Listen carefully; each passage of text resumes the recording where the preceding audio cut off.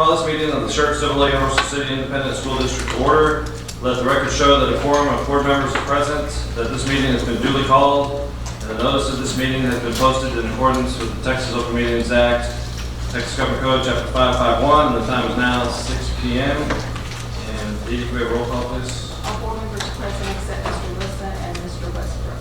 And my understanding is Mr. Westbrook is at work and is a little bit late, but will be here tonight. And Mr. Wilson was not able to make it due to work commitment as well. At this time, could we all stand for the pledge of allegiance? Pledge allegiance to the flag of the United States of America and to the republic for which it stands, one nation, under God, indivisible, with liberty and justice for all. Honor the Texas flag. I pledge allegiance to thee, Texas, one state, under God, one and indivisible.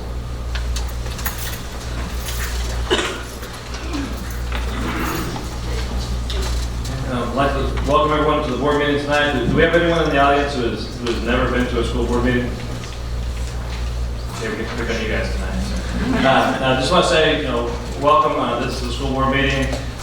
We're volunteers up here and we represent the community, and we're here to serve the best interests of the district, and that includes the students and the parents and the taxpayers as well. And if you ever have any questions or comments, feel free to address the board members. We're also going to have public comments here in a few minutes for you to address the board. And the folks sitting out here in front of us, those are our administrators, and they're the ones that are responsible for leading the district. And the board basically sets the policies and oversees the management of the school district. So I want to welcome everyone here tonight. Mr. Westbrook is not here, so I'm going to go ahead and read off the vision, values, mission statement, and the priorities for the district. Our vision is to prepare every student to be a productive citizen. Our values are leadership, character, commitment, service, and learning. Our mission, Schertz-Cibolo-Universal City ISD provides a safe, secure, and challenging learning environment through the responsible use of all resources to afford opportunities for all students to realize their individual potential and to become responsible and productive members of society. Our priorities: number 1, high achievement for all students; number 2, high performing and engaged workforce; and number 3, effective and efficient district campus operations. And now we have our belief statements of Mr. Frick. We believe all students have the capacity to learn and be successful. We believe a safe, secure environment is paramount to learning. We believe living our core values of leadership, character, commitment, service, and learning result in the ability to set and achieve lifelong goals. And we believe quality instruction addresses the individual needs of students. We believe engaging, interactive, and authentic teaching creates empowered, active learners prepared for our changing world. We believe embracing technology as a relevant tool enhances learning in and beyond the classroom.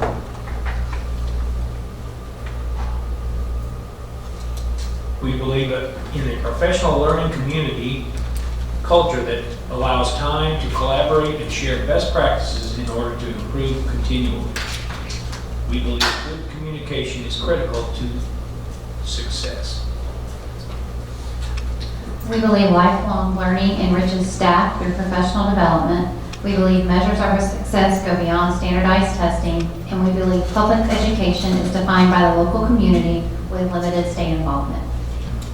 Thank you, board members. This time, unless there's any objection, I would like to move up to the public comments section of the board meeting. Any objection to that, board members? Okay. Dee Dee, do we have anyone who signed up to speak? I know I had a member that did talk to me earlier in the week who thought about speaking, so you want to waive that? No, I just didn't see the sign up. Okay. Is there a sign-up sheet back behind there, Dee Dee? Or there should be.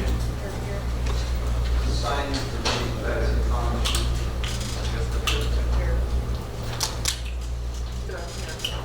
You need to go get it.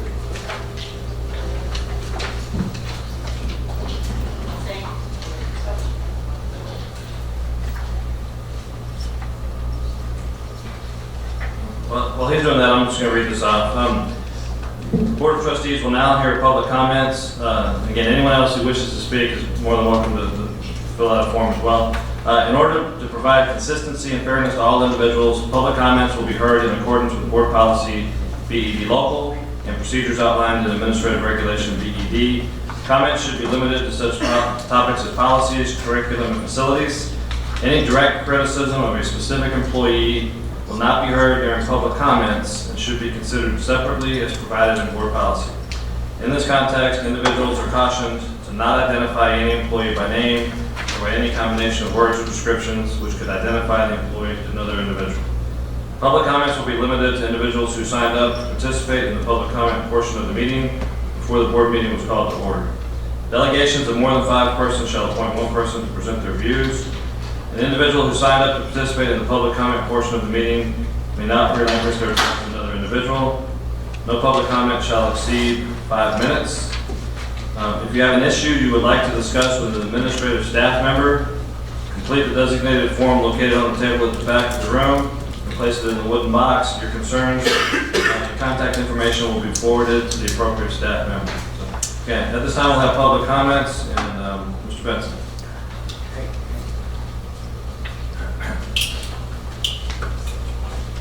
Good evening. Thank you for kind of rearranging things at Meeting Canyon High School for volleyball match tonight. So I appreciate you doing this. Really briefly, I'd just like everybody to understand where I'm coming from on this. All my girls will end up graduating from high school here in the Schertz-Cibolo-Universal SCUCISD. I got one left, and she will graduate in, I guess, June, early June. So love the schools here, totally support it. I guess my issue is that as over time, I've kind of looked around at some issues, and one of them happens to be enrollment, and who's here and who's not. I was sitting at a planning and zoning commission meeting in the city of Cibolo recently, and a graphic went up that said 98% of our students that are attending schools in this district are enrolled here. I kind of thought about that for a minute, and I said, well, what's the other 2%? So I started doing some math and looked at the quick facts on the district website, and it came up to be anywhere between $1.4 and $1.7 million a year spent on people who are not living in this district. Now, I happen to know some of those information, in fact, from last fall, and I have some information from the district. That was 142 families at the time. That was last year. So that's about 7.8%, we'll call it, of employees, or for whatever reason, other waivers are taking advantage of this board policy. It's been my understanding that the policy's been in existence for a long time. In fact, I asked for that information, and 15 years went back in the local records before they'd have to start digging things up in the archive. And I said, well, that's fine. 15 years makes kind of the point I'm trying to make, is that 15 years ago, this was a much different place with much different things going on. We now have a 15,000 student enrollment. We're growing beyond what we can do. I listened to Mr. Inman's comments at a planning and zoning meeting, and he is correct. We have a legal obligation to educate every kid in our district. The 2% that are not, I'm not sure we have a legal responsibility to do that. And so when we talk about money and lack thereof, and funding and sources and how we're going to do it, I think that we need to maybe follow what Dr. Gibson has said all along. Every time a football stadium comes up, Dr. Gibson eloquently says, when all of my portables are gone, we'll talk about a football stadium. I'm here tonight to say maybe what we should do isn't until all the portables are gone, we only educate the kids that we're legally obligated to educate. And those are the ones that live in this district and require district funds to pay for them. And so tonight, I appreciate the time, a couple of minutes here to get that kind of out there. I think it's an important discussion that we at least need to have. You guys are taking a good step in my mind tonight to at least vote on a policy so that we know where everybody in the community will know where you stand on exactly these kinds of policies. But I think it's important that we focus in on the kids and the people who are paying the taxes here. It's not difficult to get teachers, I've been told, or employees of any kind in this school district, and that is good on our community. That's great. That shows that we're a great community.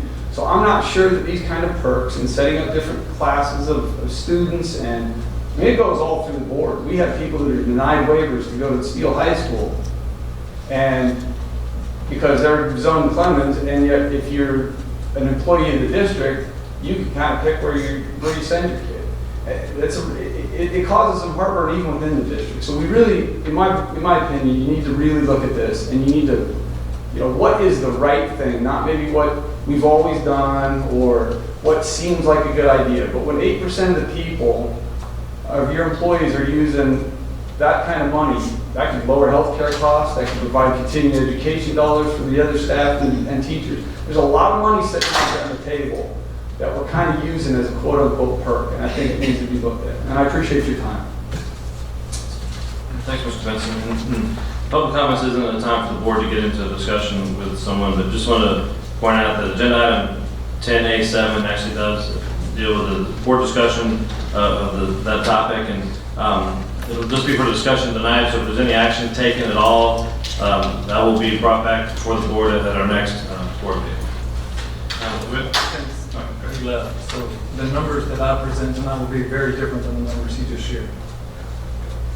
All right. So we don't have any other public comments, Dee? No, sir. All right, this time we're going to the recognition items. Recognition of student representatives for the month of September 2016.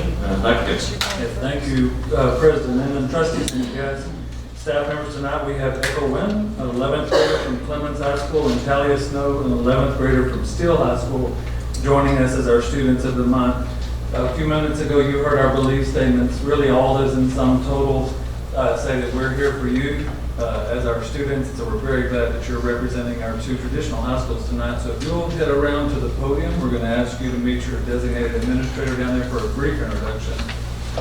And then we look forward to hearing from you.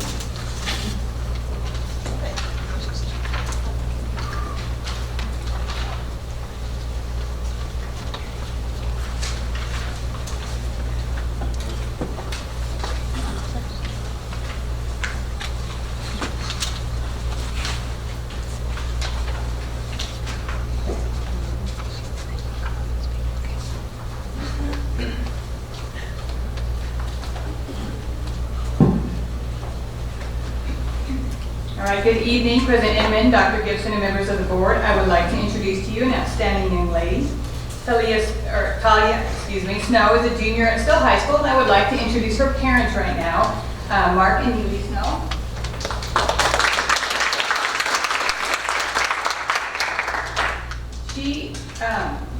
Her high achieving attitude keeps her motivated to be a leader in the journalism department as editor-in-chief of the school newspaper. Last year at academic UIL competition, Talia placed at districts and qualified for regional in the news and feature writing categories. And at this time, I'd like to recognize her journalism teacher, Ms. Terry Reed. She is also a member of the band, where she is a section leader of the mellophones and in the varsity wind ensemble playing the French horn. Over the course of last year, Talia double qualified for state competition in solo and ensemble and made district level all-state band. Academically, Talia strives for a high-class ranking amongst her peers taking advanced courses. Although she is just a junior, she's planning to attend the University of Texas after high school. Ms. Talia Snow.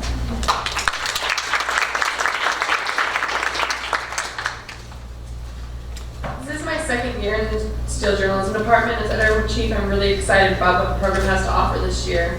The newspaper class has grown from 5 people to 19 people in 1 year, with 6 freshmen. We contribute this growth to recruiting the Adobe freshmen last year from the journalism classes, and due to this growth, we've decided to expand our horizons. For the first time in our school's history, we are starting a magazine that we're going to call The Squire.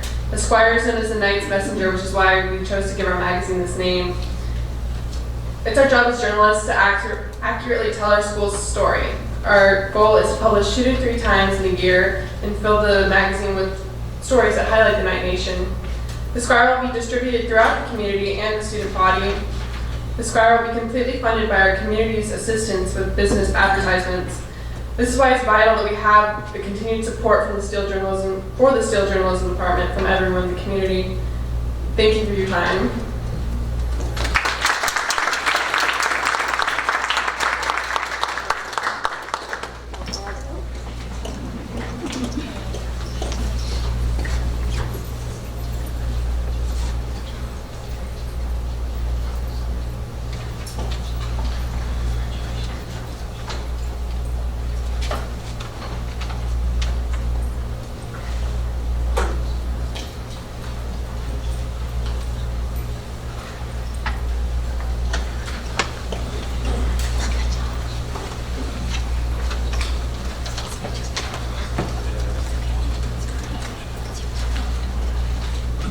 Good evening, I'm President Inman, Dr. Gibson. esteemed board members and guests that are here this evening. My name is Terry Henry, and I'm administrator at Clemens High School, and I'm so honored to introduce to you Echo Wynn. She's currently a junior here at Clemens High School, and we are pleased to have her mother here, Sean Wynn. And her father, Ricky Turner, could not make it, as well as her student council sponsor, Mr. Barber. Barbara couldn't make it this evening either. Echo is currently a junior, as I stated, and she's been in the district for 9 years now. She has been an active member in student council since Wilder Intermediate School, and she's currently the student council president as an 11th grader. Echo is extremely passionate about the fine arts. She has played in the band 5th through 9th grade, and she's currently on the Bells dance team and holds the position of major. Echo takes time to give back to the community, and both globally and locally. In 2014 and 2015, she volunteered with the Feed My Starving Children, where she packed food and necessary items to students or children in third world countries. Locally here, since 2014, she has contributed local contributions to the community with the Walk for Pancreatic Cancer, as well as purchasing and delivering Thanksgiving meals to families in need. After graduating in 2018, she still has 1 more year, and she is part of the International Baccalaureate program there at Clemens. Echo plans to attend the University of Texas of Austin also, where she will major in film, become a film maker, screenplay writer, and a director. I introduce you to Echo.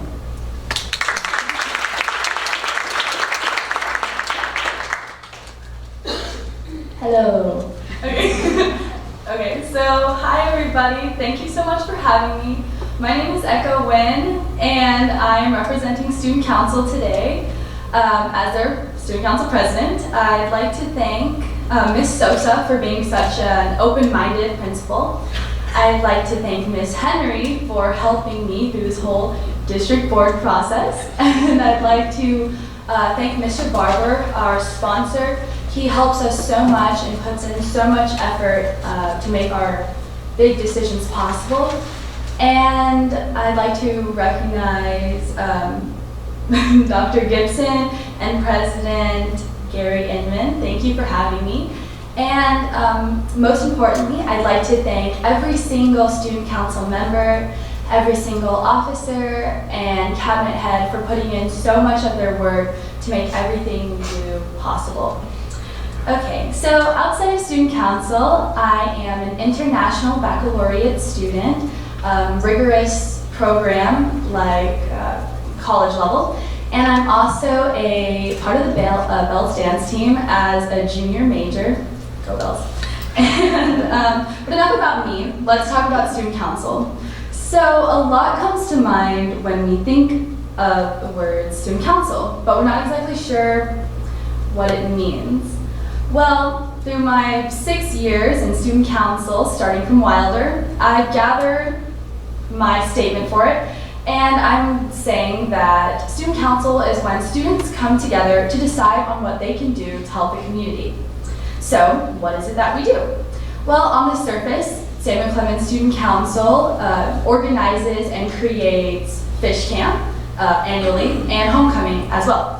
We also like to address social problems through our special weeks like cancer awareness, anti-bullying, and also Red Ribbon Week.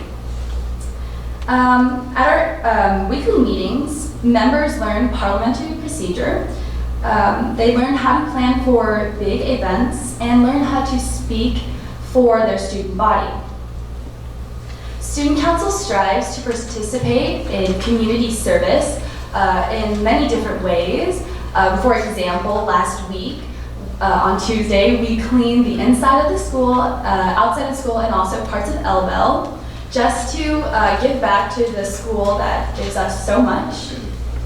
And every single summer, the Student Council officers attend a TASC leadership camp where we meet kids from all over Texas, and we learn all these different student council ideas, and we bring them back to ours and make them our student council beliefs. So what I'm trying to say here is that the officers and cabinet heads of student council are extremely committed. They take lots of time and effort to plan out the whole entire year and also pick out supplies, so they're a very committed group.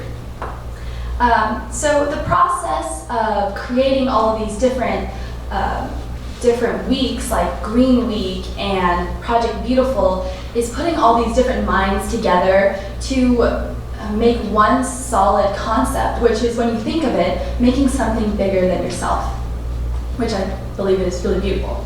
And then what my favorite thing, and I think the most important thing about student council, is that everybody's voice is heard and that everybody's voice matters. This thinking or idea I got from student council when I was around 12, and it has really molded my beliefs. And I don't just use it when I'm talking in front of the student council. I use it, like per se, when we're choreographing a dance for bells. I want everyone's ideas to be put into the dance. So basically, student council has taught me how to be comfortable with having responsibilities of decision making, being comfortable with talking in front of people, and it's taught me how to lead by example. Student council has brought me out of my comfort zone and has allowed me to grow as a person. And from all of these experiences, all of these different people, I'm going to take that into my career, and from UT, with my major of film, would like to put all of these different experiences into my art, into all my films and my screenplays. And I hope that you will see all of this in the future. Thank you so much for having me.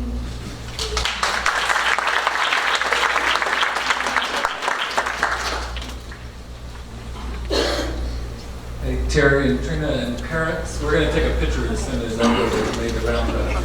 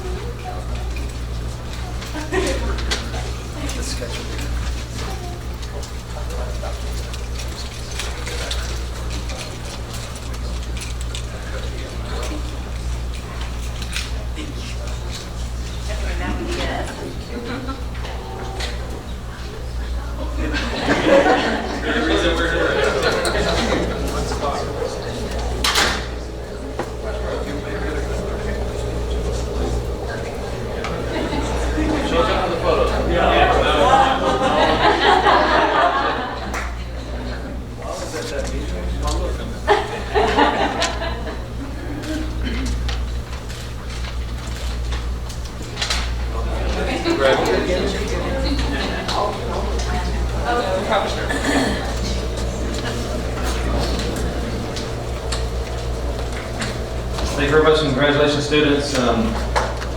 Just to let you know, for your parents' sake as well, you guys are free to stay for the rest of the meeting, or we're going to have breaks from time to time. I assume you have schoolwork and other things to do, so you can head out now if you'd like, but you're more than welcome to stay. We certainly welcome your input on some of these items as well. That's up to you guys, okay? All right, next item on the agenda is recognition of the SCUCISD Human Resources Department and adoption of a resolution. Mr. Suarez.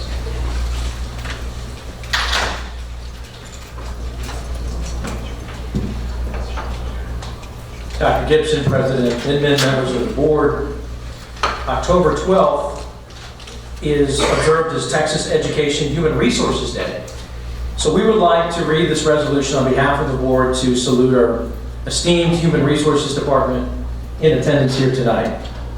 The resolution reads as follows. Whereas the Human Resources Division is instrumental in recruiting, selecting, resourcing, and retaining quality staff in support of providing an excellent education for all students. And whereas Human Resources plays a key role in fostering satisfaction and loyalty among employees by allowing for professional growth and development and keeping employees informed about policies, working conditions, compensation, and benefits. And whereas Human Resources monitors and manages current and future workforce trends, organizational culture, legal and legislative trends, and ethical and social responsibility. And whereas Human Resources is an important part of district leadership and is vital to the overall productivity and efficiency of the district's workforce. And whereas Human Resources is a valued and respected department that sustains the district's most important asset, its people. And therefore, the Board of Trustees of the Schertz-Cibolo-Universal City ISD does hereby resolve that October 12, 2016 will be observed as Texas Education Human Resources Day throughout the district.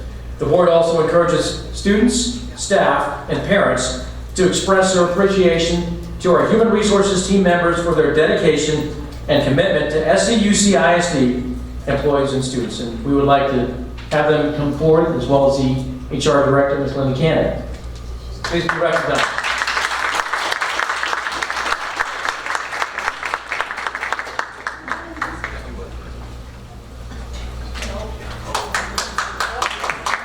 This is a photo opportunity as well.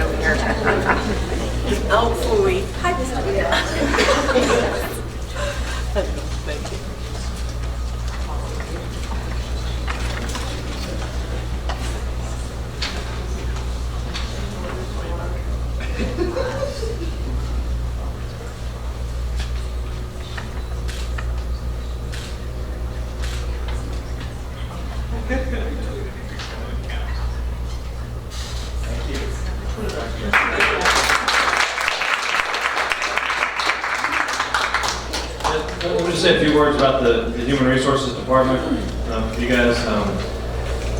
I think in large measure, your success goes without a lot of recognition. In my short life as a school attorney, I realized that HR folks can be everyone's best friend or worst nightmare. Right? You guys are the first ones to meet folks when you're out there recruiting, and you're their best buddy, and you're smiling, and everything's happy. Somewhere down the road, maybe things aren't so happy, right? And I think, I said this for the school board, in comparison to a lot of other districts around here, the HR department is an absolute nightmare. I mean, there are lawsuits after lawsuits after lawsuits, and just one bad thing after another going on, and people aren't keeping records properly, and all kinds of issues pop up. And either you guys are great at hiding that, or it just hasn't gotten to our level. So I do want to say again, it kind of goes quietly because we don't see all that, so we just assume you guys are doing a great job. And I know in a lot of districts it's a big issue, and you guys do a good job because we hardly ever hear any issues up here. And so for that, for that perspective, I just want to say thanks for all that you guys do. Okay. Any other board members have anything? Yeah, I don't have to assume they're doing a good job. I know you guys are doing a good job because I see the quality of the teachers we have in our district, the quality of the staff members all over our district. And it starts with you guys. I know they want to come here, they do, but you've got to get into touch with people. So I appreciate the job you guys do. Thank you so much.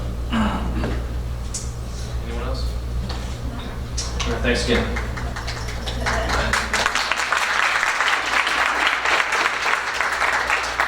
Again, don't feel bad if you want to leave right now. I'll give you your chance. No obligation to stay, okay? We probably got some people that are, so since you're here. All right. Next item is report on board advocacy, trustee visibility, and commitment within the district. I'm sorry. Go ahead.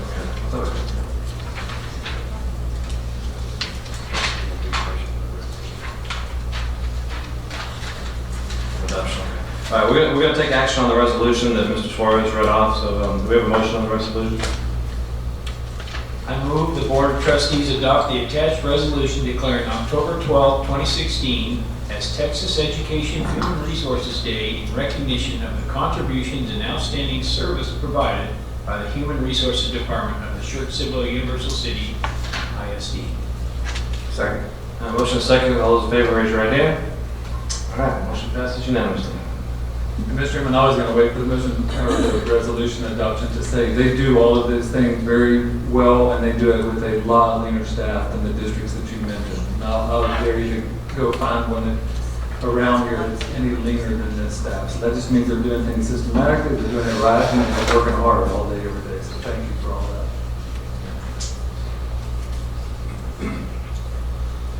All right, next item is a report on the board advocacy.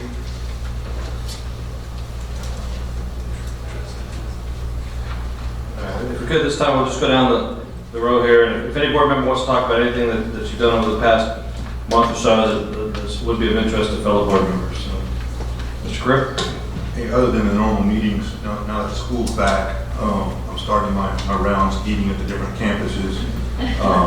So I've been very busy. For those who don't know, I'm actually... You have gained a few pounds. I mean, I just like to add that. Well, I appreciate that. Thank you. For those who don't know, I'm retiring in 2 weeks from the police department, so I don't know how I'm going to get all these in, but I'm going to try to get them in before I leave. But I've gone to Green Valley and Slaughter so far, and as always, always appreciate the reception I get. And one of the things, and I think I've said this before, that's interesting, because I always post it on Facebook, is I get the same comments from the parents, is, that looks better than some of the dinners that I feed them. And when my kids come home and say they didn't like the school meals, I'm not going to talk with them because that actually doesn't look as bad as they made it sound. And so it actually has a twofold. One is I get in there to eat, but two is I think it gives recognition to all the people for their hard work, but also it gives parents a better understanding, because when the kids come home and say, oh my gosh, you can't believe how bad this was, and the mom sees those chicken nuggets or the whatever, and they're sitting there making macaroni and cheese at home, like that's better than I fixed them tonight. So it actually helps out. So I really appreciate everybody's support. This time from Green Valley and Slaughter, and next week I think I'm doing Rose Garden, and then I can't remember the other one this week. So. Come on. Mr. Westbrook. Well, I fortunately was able to attend both the convocations for the school district meeting with all the staff members. We had an excellent speaker, first of all, and secondly got to hear Dr. Bob, so that was fun. It was a great convocation. I think the speaker had a great message too. Then, of course, doing my watchdog thing at Green Valley. I didn't go the first week because I hesitate to go to schools on the first week because they're a little, out there. But I've been every Tuesday since then, and I thoroughly enjoy it and having a good time with that. And been to a few football games, so hopefully, start getting back into some of the civic meetings with the cities and that sort of thing. So, looking forward to it. Thanks, Mr. Ferguson. That was my first convocation. I thought that was a very, very nice event, both the events. I also got to go to a football game and a coin toss with the mayor. I like him handle a coin toss. It was smoother that way. But I also got to do on the high profile rounding.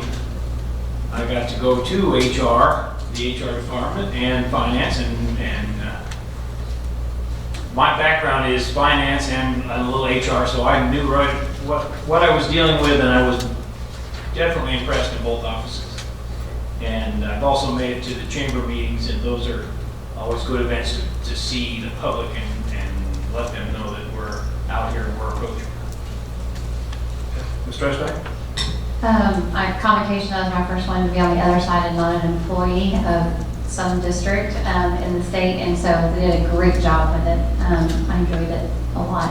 I've been to quite a few athletic events, school events, everything else, but something that was new was I did rounding with Dr. Gibson last week in the special education department with Ms. Williams, and it was great. Got a tour of just also kudos to make everything that has come together with what they've done over in that area, in those offices. And I look forward actually to going back when some of the students are there. But I encourage all of us board members to attend those roundings. Very informative.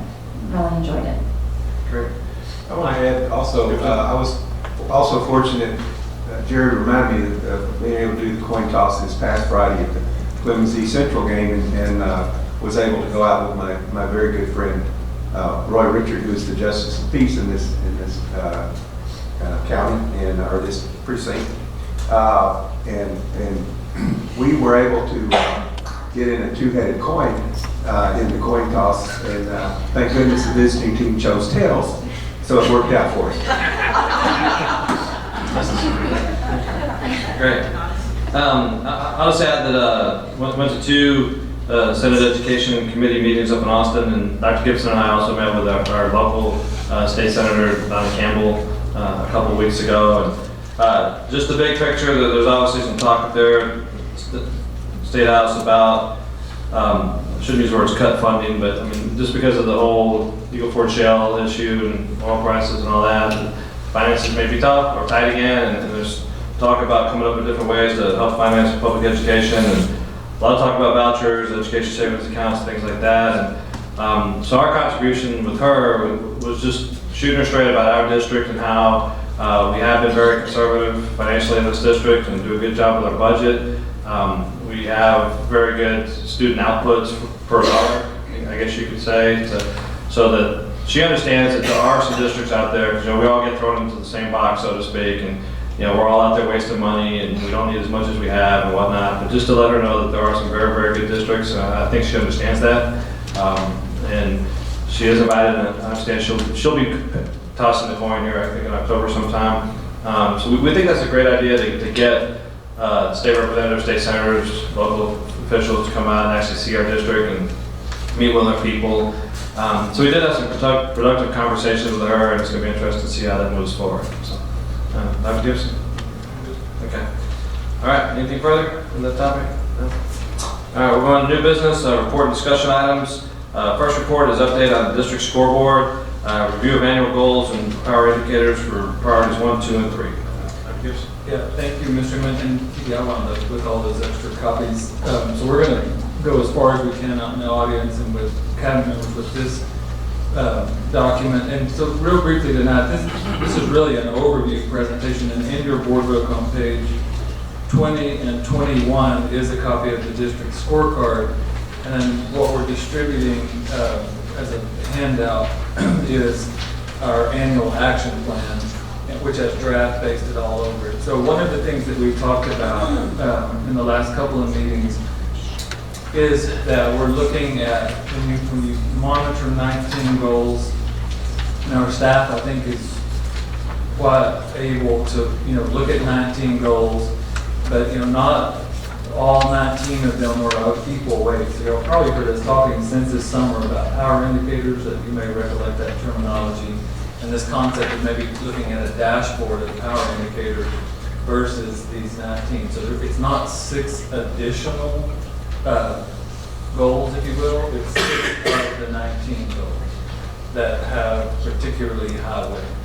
And in this case, 4 of them have a higher weight because they're what we call foundational goals. In other words, if you get that goal right, the very first one, 1.1 is an example. If you get that one right, it has a tendency to float all boats. If you get the 3rd grade or the 2nd grade reading correct, it has a tendency to float all boats. One of the indicators that is not of that category, one of the other 2 is a power indicator because it's of particular interest to our community, and that's our goal 1.10 related to extracurricular participation. We know that's important in our community, so we put that on the power indicator list, and I'm doing this without one of the sheets, and the other one is there because we have identified it as an area. I'll take one thing. I think I know everything that's on it, but let me, just in case. But there's another indicator on there related to SAT, and whereas we score higher than the state average in SAT, it's not where we want it to be in our comparison group, so we identified that as a goal. So real quickly, in way of introduction, no PowerPoint tonight, but they start next month, and then we want a little feedback from you all on how you want us to structure, if we want us to stay similar to what we did in the past with our presentations, or modify those, it's up to you. But on the scorecard, just to give everybody an idea of how that works. So there's 82%, which you could put like any number of asterisks in that box because of everything that happened at the state level with standardized testing. So we're gonna settle on this 82%. The reason there's not a green check mark there is because we had set incrementally 88% as our incremental goal for this coming year. Now, we're talking about maybe we need to recalibrate that moving forward because of kind of where the state's settling in on the past ratios that they're establishing, so we'll bring that back to you. So we put our score down 82%, but we didn't put the check mark. Then on 1.2, 1.3, 1.4, we did hit those goals, so you'll see that noted with a green check mark. 1.5, at that date, it's actually released officially in December, so that's a pending goal, well, that'll be part of the December report, as well with 1.6 and 1.7. Then on goal 1.8, and again, we'll need to probably, we did not check this one, but we changed our measurement tool, and so we may need to recalibrate this one based on that change. We think that change was for the right reason, and we think that everybody agrees with that, but we originally set that 4-year metric on another measurement instrument, if that makes sense. So it may be difficult to hit it. We want our goals to be SMART, and the A in SMART is attainable. And so that one may need to be recalibrated. But for now, on our website, we'll put it up with what it is without a check mark. Goal 1.9, it's kind of interesting. One of the reasons that we chose to just put did not meet in there is that if you look at the very last sentence of that indicator, we said that we would have no 3s or 4s, and we had a 3. And so that basically just disqualified it for even being considered any further. There are other 2s and 1s in there that we're working on, but that one basically, I guess just made it what we decided we're just going to put did not meet on there. It's a very complicated PBMAS with over 127, I think, indicators that just run the gamut. Very complicated. Some recent stories in the Houston Chronicle, kind of, on some of it that we're monitoring that. Like who says that some of these numbers are right or wrong? I would tell you, generally speaking, when we look at this goal, we just try to make sure we are taking care of our students. And that's the really overarching theme. So we'll put did not meet on there because technically we did not meet it as we wrote it, but that does not mean that children are not being taken care of, I assure you. In fact, I would argue that we're actually expanding our services for students that are either special education or that are not special education and need assistance. And we're getting very tight about that. Is that fair to say? 1.10, actually, and my apologies, it should have a check mark, and it will when we put it on the website. That 89% and our incremental goal was 88% for this past year. So that will have a check mark, and that's a lot of hard work and a lot of appreciation going out to everyone around this table. I mean, you guys, because that takes the whole village. That stuff's got to be paid for, that stuff's got to be managed, that stuff's got to be maintained. It just takes a lot of work. And other districts don't have that set as a goal. In fact, we're the only district that I'm aware of that sets that as a measurable goal, that we want 90% of our students in high quality extracurricular activities. And we're proud of that. And there's a belief statement right there that says public education is defined by local community with limited state involvement. We won't get any credit on any state indicator for that indicator. Nowhere will we get credit.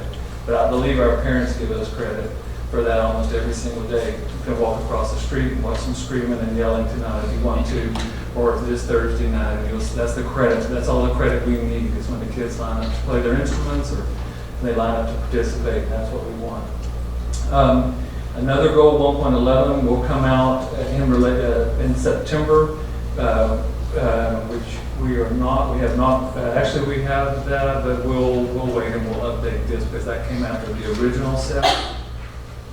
The priority 2, in spite of a couple of years of being a top workplace and seeing really positive trend lines, we set that as a very aggressive goal, choosing 80%. I'll be just honest.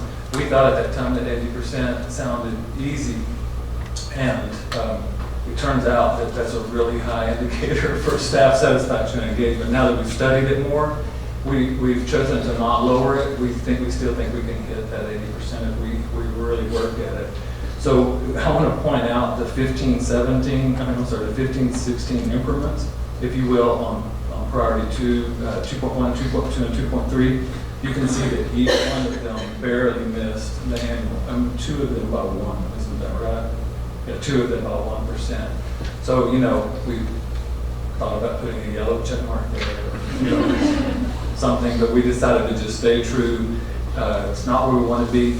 You know, we can look at 2 or 3 indicators that are down in 20-30% benefits, you know, which is being statewide and nationwide. It's just tanking with everybody's surveys. You know, that one indicator alone, if we can move the needle on that and help our staff understand that our benefits are comparable to everyone else's, it's just a bad deal. I mean, you know, they're just welcome to America. You're going to have health insurance woes here. That's just the lay of the land. So we will continue to work on that, and we hope this next month, keeping our fingers crossed, that we'll receive another designation with top workplaces. That comes out this month. October 20th is when we find out. Okay, October 20th we'll find out. Then 3.1, 3.2, 3.3, 3.4, and 3.1, 3.3, 3.4 all hit our annual indicators. We're just off of it with our student indicators, and we're going to miss the first couple of herd and the first months of the roundtable this week because we'll be in Austin at the convention, but I think they've got us scheduled to come to the second one. I can't remember, maybe Mr. Westbrook and I were talking about a couple of trustees going if you want to. We're going to talk to them about some of the leading indicators for that data set and just engage in a conversation and hopefully get our students to understand the importance of how important their feedback is to us. And so we're really kind of looking forward to that. That one's a little tougher. Most districts, when I say we actually measure that, they say, "Oh, are you crazy? You know, asking the kids to score you?" But you know that they're really our frontline customer. So we asked them with what was previously the TASB Engage survey. I cover everything okay as far as high level. TASB Engage, we found out a few weeks ago, much to our surprise, that has monitored our priority 3 for us. Just sent an email and said, "It's been nice knowing you, but we're shutting down." And we were just shocked. We thought they were doing a wonderful job. But I understand TASB is a nonprofit and they have to make business decisions. And so we may have been the only district using them. I don't know, but we were very pleased with them. So right now we're wanting to utilize those same questions or very similar questions, but we're going to have to go find another company. Because we like it being neutral and we like it being managed from outside the district. They did it very, very inexpensively and did a really good job for us. And worked with us on building that model after House Bill 5 came out, so we were kind of shocked that it just went away all of a sudden one day. So yeah, we really don't know anything else. We just said thanks and it's been good knowing. So what you have in draft format, you'll start to see hopefully develop over the next few months. We'll bring this back every single meeting. We're working on these strategic actions and the progress monitoring aligned with the 6 power indicators. So I hope there will be no power indicator on the scorecard with big red. Okay. So those 6 indicators are our power indicators. And so what we may not do in the future is what I just did and just give you that rundown of the whole scorecard. We may really focus on these power indicators and then allow y'all to ask questions if you want to from any of the 19 if y'all would like to proceed that way.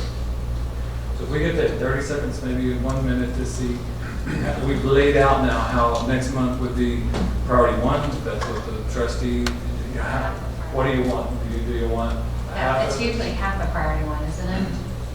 So would we only get, really 1.1 would be the only one that would be under that one? Right, so do you want to just do priority 1, priority 2, priority 3 each meeting and just do these power indicators? Or just do it the way we did it before? So we give you a quick overview of all of them, but we really focus on those power indicators. I would like to discuss power indicators. Yeah, I would just rather have, I would personally would just rather have the power indicators, and then if the board member has a question about one of the others, then they could ask that question at that time. But I think we're far enough into this thing that it's, you know, we need to, I agree, those are things we need to focus in on, that they, like you said, they do touch the vote. And if there's a question about one of the others, then we can ask those questions. Yeah. So we could recalibrate it, just say priority 1, priority 2, priority 3, and then you guys could put them on all 4 of those, because 3 of those, or 2 of those No, that's not true. So is that too much to do 4? It's actually less than I guess you were doing before. Would you rather split it 2 and 2 on the power indicators, 2 1 month? And just We can do the all four of them, and then however we want to do priority 2 and 3. We can share on those 4 priority 1 power indicators. Okay, so then, well, it'll be one priority each month. That's what then that's kind of the upside to that. You're going to get that priority update. So priority 1 next month, and priority 2 the next month, and priority 3 the next month. Start back with priority 1 after that. Does that sound? Seems like there's consensus of And I think it's an issue that needs to go into some depth, and of course, it could be scheduled for the next meeting as well, so. Absolutely. Questions on that topic? All right. Moving on to the next item, report on the update on the process timeline for the SCUCISD bond election. Dr. Gibson? Yeah, I'm not doing a good job this time. My name is on this agenda way too. I don't know what it is. Right. Something's not right. That's right. So what, well, let me just read this. Maybe I think I grabbed the wrong staff. That's one of them. My name on the agenda too. No, I grabbed the wrong staff. So what I'm going to do, and this isn't in the board book, but we'll just email it out to the board tomorrow. I want to assure you, I want to read this line very carefully from the memo from our bond counsel, Norton Rosen-Fulbright, whom you guys have seen semi-regularly lately. As of this date, we are entering the second and arguably the most complex phase, publicizing the election. My office will soon be providing you and your staff with detailed instructions on how, when, and where to post the notice of election and to publish it in your local newspaper. I anticipate that Rose Kanuski of my office will be working closely with your office. Last sentence, rest assured, we are on schedule and we look forward to the coming months of working together. And then again, what we'll send to you all tomorrow is, we have a timeline that they laid out to the board at the start of this. They put check marks in every step that we're in, so we'll keep sending them to you as check marks come in. And then we actually proofed the ballot the other day, and they said that we can send a copy of it for you guys to take a look at. We sent it back, and we had it checked for English and Spanish, and it was approved, but we thought you may want to see what the ballot looks like. We are not last. We are right ahead of Green Valley Special Utility District and unopposed candidates that have declared elections. So just, we are not last. But I'll hand this one to the board president, and if anybody wants to see it tonight, we can pass it around, and then we will put that out to the board tomorrow. Okay, so just, bond election is a very important thing, and I know I've seen it in some smaller districts where you've usually got some assistant trying to put all this stuff together without a whole heck of a lot of help, or they mangle it or don't post the right things or whatnot. But Dee, I know you've been through this before, and then so we're using, obviously with your expertise and then using the attorneys, so we feel fairly comfortable about making sure we're going forward properly. Just giving a shout out to you, Dee. Hey, Mr. Bruce, you also did a very good job today at the chamber. You did a 5-minute fast overview to everybody. Did we, was it 5 minutes? I think it might have been less than 5. Did we really? So you bumped 5. Okay. All right. Just, I know I'm not supposed to get into the politics of this per se, but just generally speaking, how have the presentations been going? There have been a couple of questions. Today we addressed 2 that I had heard during this week about Clemens renovation and expansion versus just starting over with Clemens. I felt like that was well received. Based on head nods, I think it resonated, made sense. And then the fact, and I've said tax rate 7 times during the meeting today in 5 minutes, didn't I?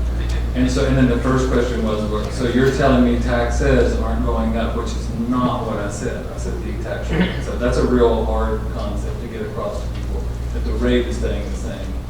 We're not in charge of the taxes. Okay, so any issues popping up that we may end up having to deal with down the road? It's not going to change this bond election per se, but just things that we see may cause concern moving forward. Yeah, I don't think we've seen anything that I would put in that category right now. It's good to have so many community advisory committee members at all of these, because I think a part of what they're doing is listening, and they're seeing the stuff, the very thing you're talking about bubbles up, and then they have a tendency to bring that back to our advisory community. We start talking about the next bond, basically. Any questions, board members? And I'll say, just the feedback I've gotten, a couple things, A, why don't y'all just tear down Clemens and start over, which, A, they have no idea how expensive that is, and logistically, that would just be next to impossible. And plus, half of Clemens is relatively new. I mean, it's been built over those years. So in some sense, we are tearing down part of the old structure and building new, and that's more or less the plan that we've made as a district moving forward, as opposed to tearing down a fairly good school to build up a new one. Rose Garden is a little bit different in that it is a very, very old school. So I've had the other issue I talked to Dr. Gibson about. Now that we're going to move that elementary essentially down to 1518, well, are we going to increase the cost of busing because we're now having to bus kids from Universal City down to the new school? Like, well, right now we're busing kids from 1518 to Rose Garden, so it's just all one and the same. I think at the end of the day, you're probably going to end up having a lot more kids on the 1518 corridor than you do in the Universal City part. So those are just two big questions I've got. Usually it's trying to explain that what we did here, we tried to allow the administration and the committee and the public, in a sense, to create this bond. It's not created by this board. Correct. Which again is quite different from a lot of other districts. So that's our job is just to oversee this and make sure it moves forward. But for the most part, the bond was created, based on the needs that came up as a result of the administration and the members of the public through the committee getting together. Correct. So, any other further comments or input from the board? No? Okay. All right, thanks, Dr. Gibson. All right, next item, also Dr. Gibson, is discussion, expenditure, projection plan, and potential funding for the 16-17 projects coming from the district's unencumbered fund balance. Last month, thank you, Mr. Last month, we had talked about sharing with the trustees our expenditure projection plan, our EPP or 10-year M&O plan. It has multiple names. I think we're settling on EPP or expenditure projection plan. So what we're actually presenting this Saturday as part of our visit with our trip to the TASB convention. And so we're going to do a sort of dual purpose now. Instead of having another item on the agenda, we're going to run through the PowerPoint, let you see what's going to be presented. But then basically, Mr. Skinny and I are presenting this as a discussion item when we get to the end of an actual consideration. This is not a drill. We're actually considering these items on this PowerPoint for consideration for the board to fund. So we're going to do this very quickly, Mr. Chairman, with your permission. And Matt or Wayne, could you turn the slide lights on, the sliding lights so that thank you. All right, Debbie, so here we go. We're going to run through this real quickly. So the name of the thing it's in the TASB brochure is Show Me the Money. Oddly enough, there's two of those I saw on those, and Lancaster ISD was doing the other one. So you're competition. So it must be a theme. I don't know. The learning objectives are clearly stated for our presentation. We thought the curriculum staff would appreciate that we have stated our learning objectives. I'm not going to say them right now, but we're going on to the next. So this is something that you all have probably seen before. But at the top, above the water, there are these things that people see, these events. And then in this case, we kind of modified our what we use as our typical iceberg with the leverage on what, getting things accomplished increases if we're putting team processes in place and we have clear team roles and team goals and team member orientation. So one of what we've stated is that the expenditure projection plan is both process and product. So it's an opportunity once a month for our team that comes in and literally deals with millions of dollars annually to not only get sharper and better about what we're presenting to you all and handing to our community, but it also becomes a team building exercise for us as well. So what we're trying to do here, and we'll do this quickly, or seeing this, but trying to align subsystems. So there's an arrow for technology down there, and there's an arrow for maintenance down there, and there's an arrow for I'll let you pick out which one you think is which. But in a lot of environments, all of those arrows are very active. They're doing their thing, but they aren't aligned at all. So go ahead and you'll get the idea. So stage 2, you have early systematic approaches. Stage 3, you start to see aligned approaches. And then stage 4, you start to see not only are they aligned and pointing in the same direction, but they're integrated. And so meaning that they're working harmoniously. So as one gives, another takes. As one takes, another gives. And you just start to see harmony within the system. And that looks good, and it builds trust, and it feels good when you work in such an environment. So obviously where to start, and you'll recognize the charts. They were easy. We swapped them right off our bottom sheet and just, JD and Dee swapped them and made them look nice. So y'all seen that in our growth? Then we're sharing that here are our capacities, but we want to make sure that people understand that we have these design capacities and we have these concurrent enrollments, and then we also have the portable classrooms that are mentioned earlier and the open forum. Then we're going to talk for just a moment about our 10-year facility development plan, which we shared at the chamber today, with the green lines every 3 years being a bond. It was just interesting working with the media after that chamber presentation. I guess they're really trying to just get their hands around it. We've laid it out, and we have a 10-year plan that's laid out, and that just, I don't know, maybe it's a novel idea because they were struggling with understanding. You know, and we were saying out there 10 years out, that's, you know, that what we state in 25, 26, we're not as solid about what we state in 16, 17, 17, 18, and 18, 19. But we have an educated guess.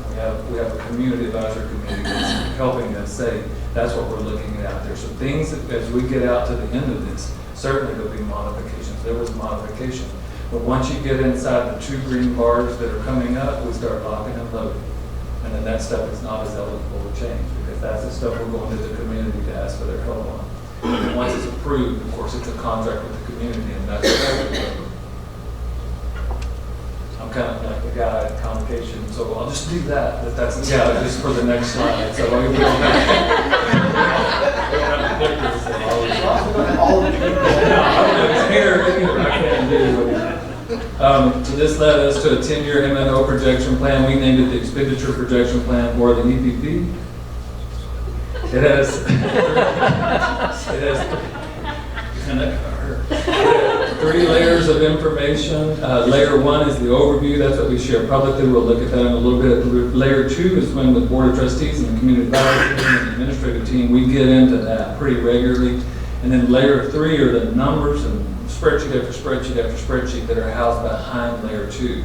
Now, in our EPP meetings, we really start challenging, and the question will be asked something like, and this is the truth, and this is what's fun about it. Okay, that says $327,000. What's in that? Show us. And then here we go. And so everyone knows to be on your toes. And if I have $375,000 listed on layer 2, I better be ready to show, you know, all the nuts and bolts and pluses and minuses and how we got to that. And I say that with a smile on my face. That's part of the team building. Okay, this is layer 1, and so 16, 17, 17, 18, 18, 19. These are our best estimations for large maintenance and operation, non-bond expenditure items.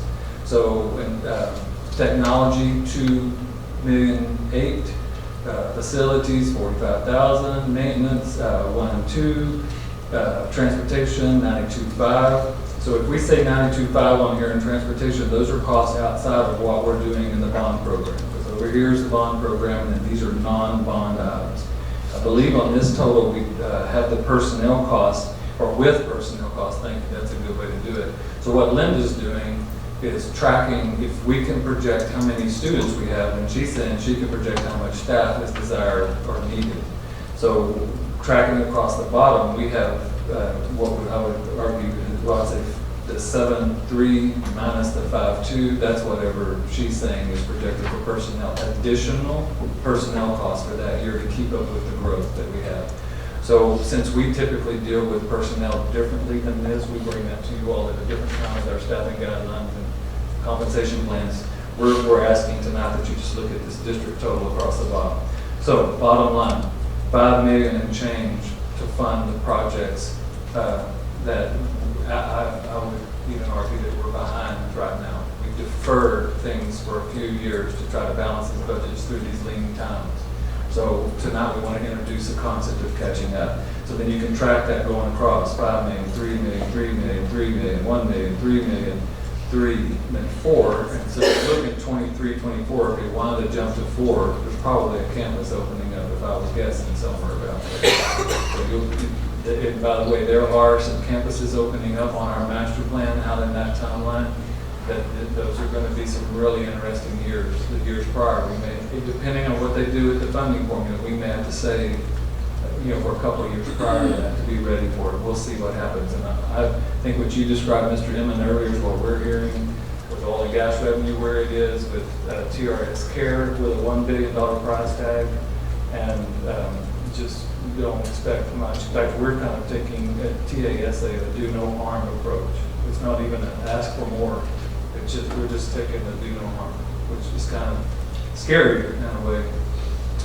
I'm going to remind everybody right now that we are at $1.04 on our MNO. We have not maximized our MNO funding mechanisms. There are 13 cents available. This tonight is not the conversation about that, but at any time a trustee wants to talk about that, we do have that option. That option requires an election from the community, basically. So it can't just be the good old days where the board is hearing and they let people say what they want to say and then they adopt the rate. This would actually take an election. So it's a tax ratification election.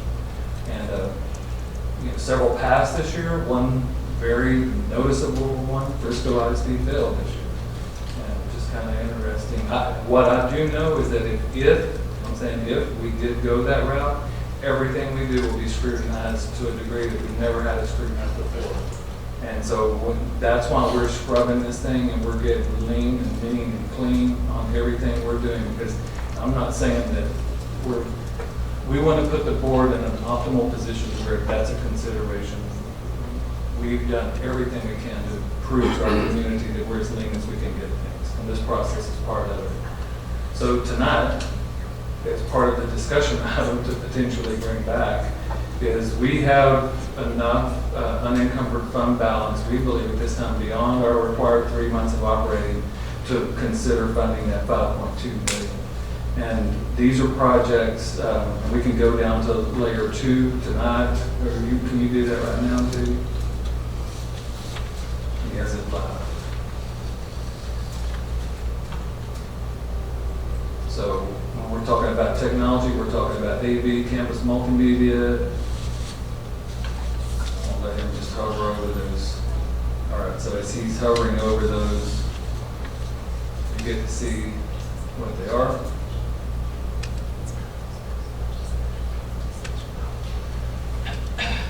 And then moving into facilities.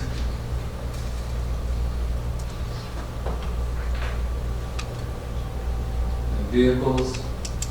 We have some of our framework 15 years or older, 150,000 miles. There's got to be a couple that we have that are older than that.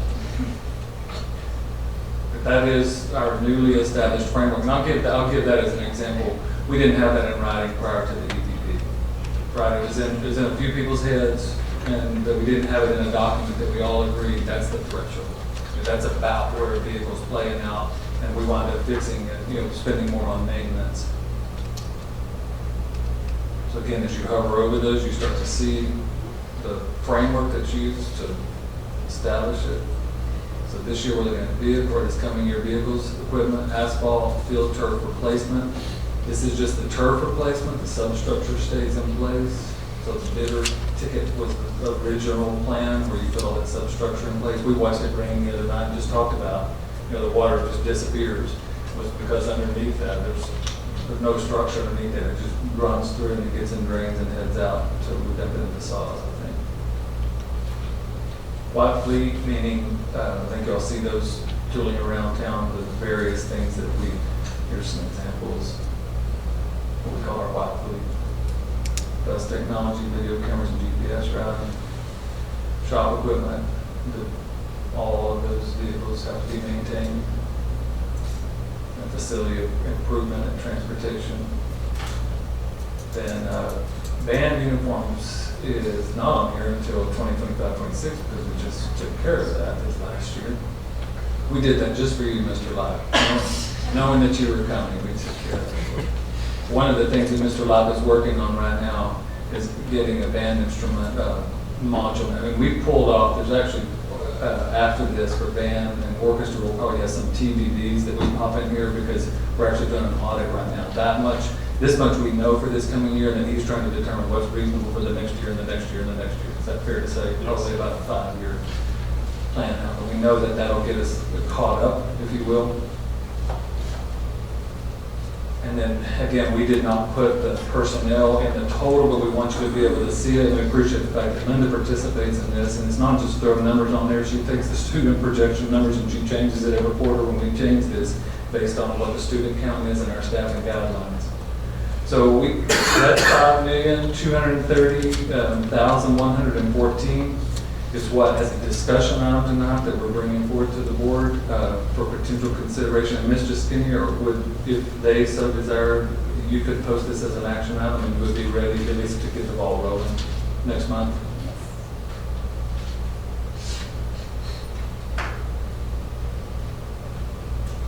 Okay, so 2 questions. Any recommendations on the PowerPoint, and do you need anything else before next month? We might cut the lights on now so we can see the quiet that are back there. No, I think your presentation is good. I can see people sitting in that group, that audience going, I want to hear about your meetings. How did y'all determine? That is what they're probably going to want to know the most about, is because, I mean, honestly, I would see that as a major question. Are you familiar with the forming, norming, conforming, and performing concept with DuPont? We went through all of those twice, I would say. Is that fair to say? It was fun. At first, did you think it was going to work, Wayne? Honestly? Yeah.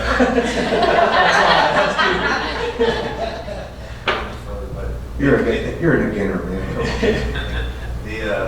The process that produced the product that also produced a environment of frank two-way communication where we're comfortable challenging each other in that, and we're doing it for the right reason.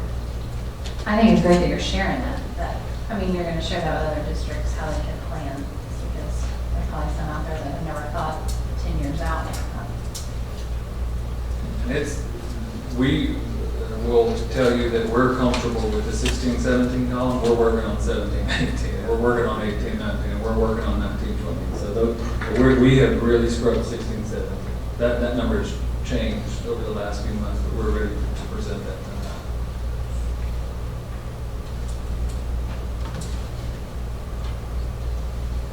I think the last slide, well, here we go. Check your egos in at the door.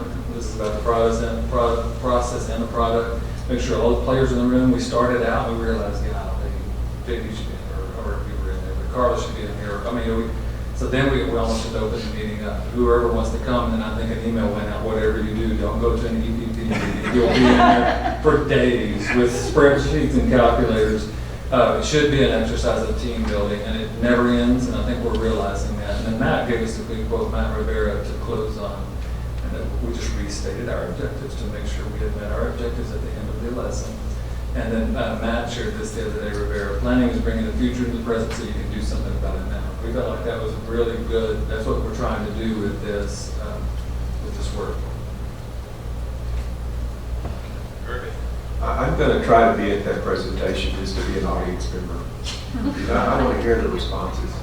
I'm really impressed with this. I really am. And I want to know what were the challenges? Who's challenging who and to what? That's what I want to know. Hey? Oh, yeah, you don't mess with no. You got to be smart to walk out at that point. There were questions, is it fair to say, how'd you get that number? So it wasn't just throwing the number, and that's where layer 3 actually showed up. Because we started saying, we need to see where that number came from. And it wasn't like a trust thing at that point, it was transparency. If we're going to trust each other, let's lay it out. It has to be laid out. And so that's where that layer 3. And all of us brought things to the table at that point, and as a group, we decided to pull them off of the EPP. So I mean, that's just another part of that trust piece is that, there were things that we have in the maintenance pieces that said, no, we're not going to put that on there. And, as a group, we decided that's not a good thing that needs to be on the EPP. We need to take care of that in another way. So whether it was maintenance or technology or transportation, that's how it happened in the room. So Now, akin to that, I heard, well, if that's the way you're going to evaluate that, then I'm going to change the way we evaluate this to be more consistent with that, because I like the way that you're evaluating that, so our department's going to shift to, and we had several things that popped up like that. then Mike Live got here right in time to make the presentation. So it was just beautiful. He actually has been very good about bringing in, and I'm going to just tell you, I appreciate Mike very much, because we had some numbers kind of thrown on there, and we said, it was best. He quickly said, I tell you what, let me study those. And so we appreciate you taking that on and getting us a good number for the coming year. And in some ways, that made the audit that we keep talking about, that's not the only reason to do it, but that's a big reason to do it, because if you only go on, someone saying, what do I need, whereas there's good in that, because people are probably telling you that, there are also other ways to think about things, I guess, and so there's pieces that we can fix after year 5, and it can make it into a year 10, things like that. Okay, anything further? All right, very good. Next item up is a report on the September 2016 construction update. Mr. Moses and Mr. Brisky.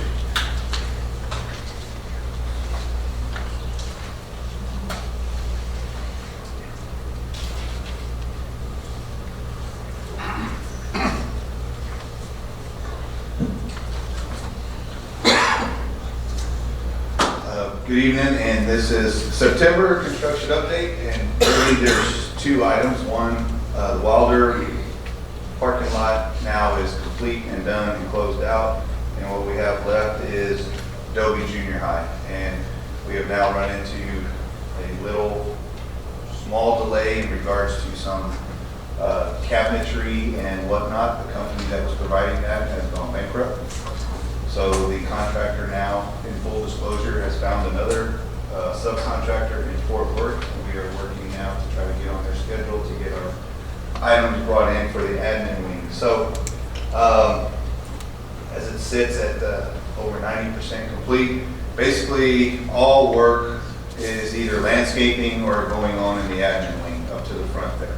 So the HVAC, ductwork, storefront installation, sheetrock painting, you name it, they're doing what they can. And then the last piece will be the furniture and the cabinetry coming in, the millwork actually that's coming into the area, the admin area. So we're looking at the interior finishes to continue, and then having the furniture delivery.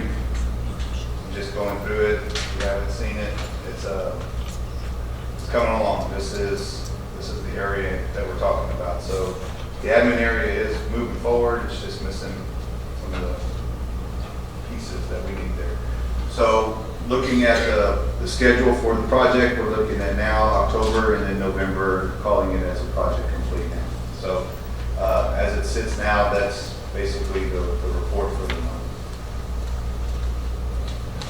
Any questions?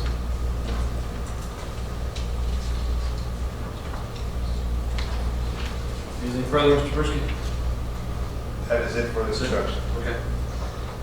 All right, the next item is the final design, Rose Garden Elementary replacement.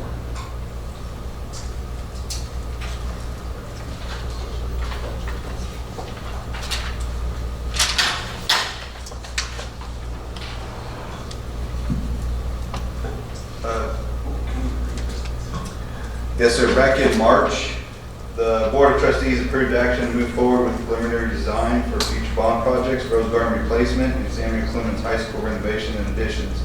Both of these projects are proposed on the bond 2016 proposition. And the intent is to take advantage of bond 2013 savings to reduce time for delivery. The Rose Garden replacement project will take advantage of the elementary prototype design utilized with Cibolo Valley Elementary. OCO Architects, now known as LPA Architects, designed the elementary prototype used for Cibolo Valley Elementary and is currently developing and designing the Rose Garden replacement project. Today, we'd like to share that with you as a discussion item for consideration. So, in essence, we're basically duplicating the plan for the elementary school, taking the Cibolo Valley plan, using it as a prototype, and proposing to use that down on the 15-18 site. So many of us are well aware with it. This is the campus that's estimated to be approximately 155,000 square feet. Will increase design from the current 484 at Rose Garden to 990. Just as a reminder, 1961 is the original Rose Garden campus. And then, as mentioned, 484 and going up to the 990. As a reminder, Rose Garden replacement site is off of 1518, just south of Schaefer Road in the area outlined in blue there, right near or just north of Corbett. Some renderings. Some of this will change. It's not going to be a total copy of Cibolo Valley. There will be some slight changes to it, but for the most part, the campus will have the same prototype feel. Rose Garden replacement. This is the actual site now with 1518 along the left-hand side, and then our own drive coming into our property. And on the bottom, we'll take it from there. This would be the parent entrance. And we utilize the long queuing for the delivery, and then the parents come out the same entryway. So utilizing the lower portion of our property, we have parent and teacher staff parking to the south. Coming up to the, I guess you'd call it 10 o'clock on the 1518 side, this would be also staff and bus entry to where the buses would come in. So separation of parent and visitor traffic with the buses. Buses would then deliver and then exit out the same way. Pretty much the concept of this campus is, if you recall, Cibolo Valley has the gym on the right-hand side. So in this area is where the gym is currently at Cibolo Valley. The gyms now are flipping, and then the cafeteria is in the back space. We're still having the public front, and then the two-story, three-wing building for the campus itself, the discovery zone between the two buildings. So this is your pre-K kindergarten wing, and then the first grade and second grade, third grade and fourth grade on top. The discovery zone still in the middle of these two, and then the outdoor play area for the pre-K and the K area. Future growth area for portables as shown here in the design, and this is the play area for recess and to align with PE as well. So utilizing the gym space with the play area, and then having a SCUC loop, as I call it, the service loop around the backside as well. And then the last slide is just a little reminder of what we put out on Green Valley Road and Cibolo Valley Elementary. So, if there's any questions? Any questions? Wayne, where is Schaefer Road? Which side of the picture is? Schaefer would be up to the north up here. Okay. And is there not, do you think there's going to be a light there before this is finished, or is there going to be no need for a light because of the school? At present right now, I don't know, and I can't speak for the city as their intentions there. They do have the flasher going on.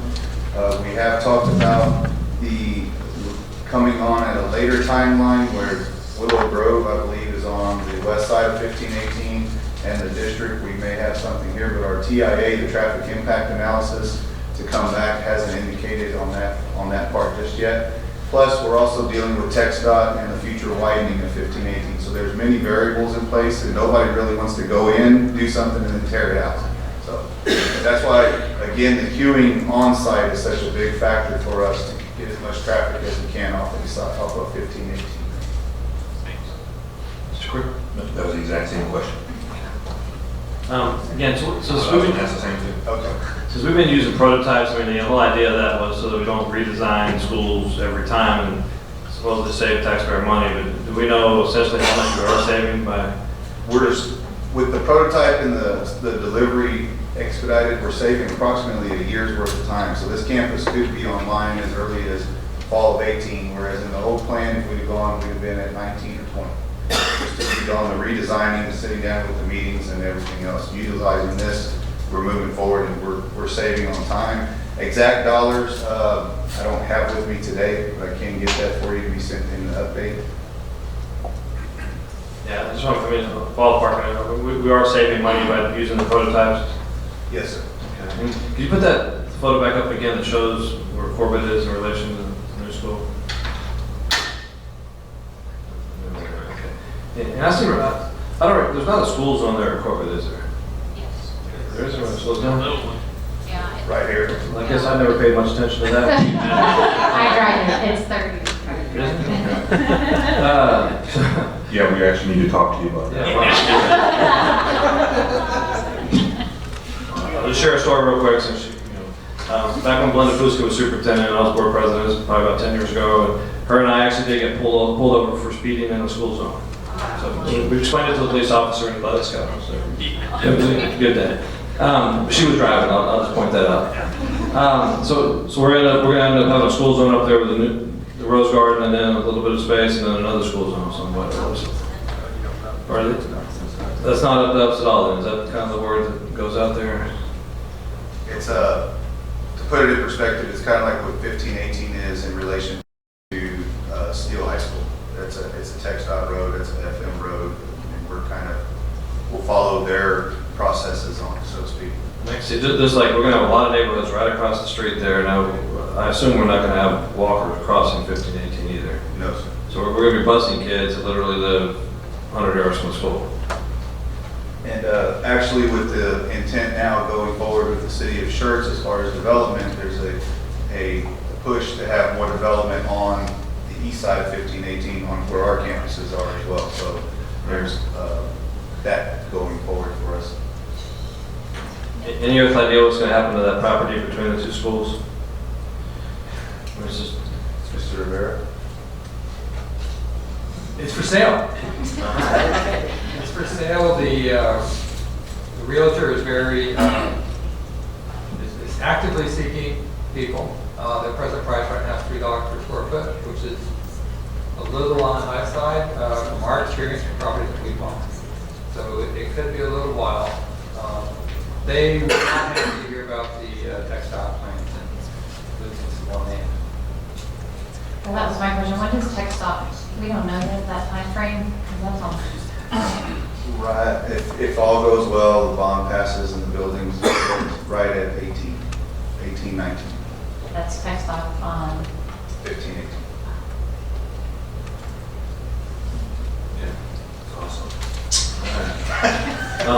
So again, tonight, we're not voting on the final decision. This is just basically to show us the final design. And Yes, sir.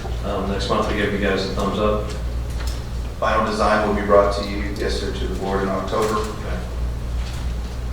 And I know Jerry mentioned, Mr. Raymond mentioned that we have to bus them, but that's along over a major thoroughfare, correct? Yes, that, Yeah, that's a, so we don't know TEA, that. can't think of the word, the Option. rubric in my old school that follow that. Something like that, if you were to ever build a crosswalk or something, that's not necessarily up to us. I mean, that's up to.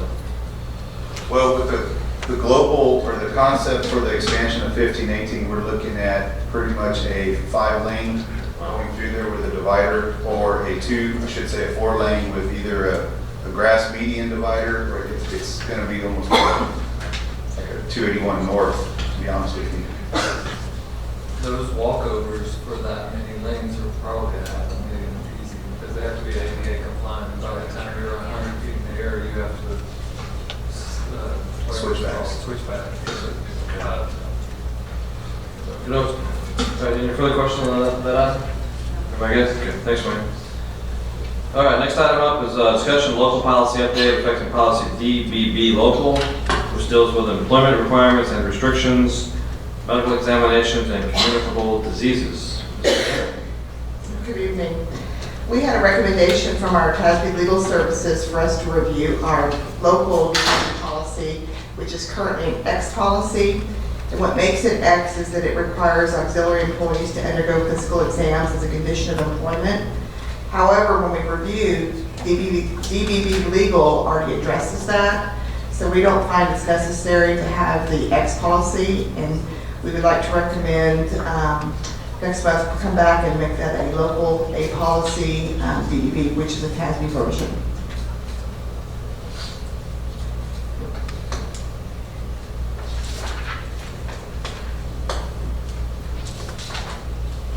Is anything different at all? Now, the only difference in us having an X policy is the requirement that's in there about the physical exams. and that's already a legal policy that requires us to offer employment prior to us requiring the physical exam. That's the only difference it would be. So we could go with a local version of the policy.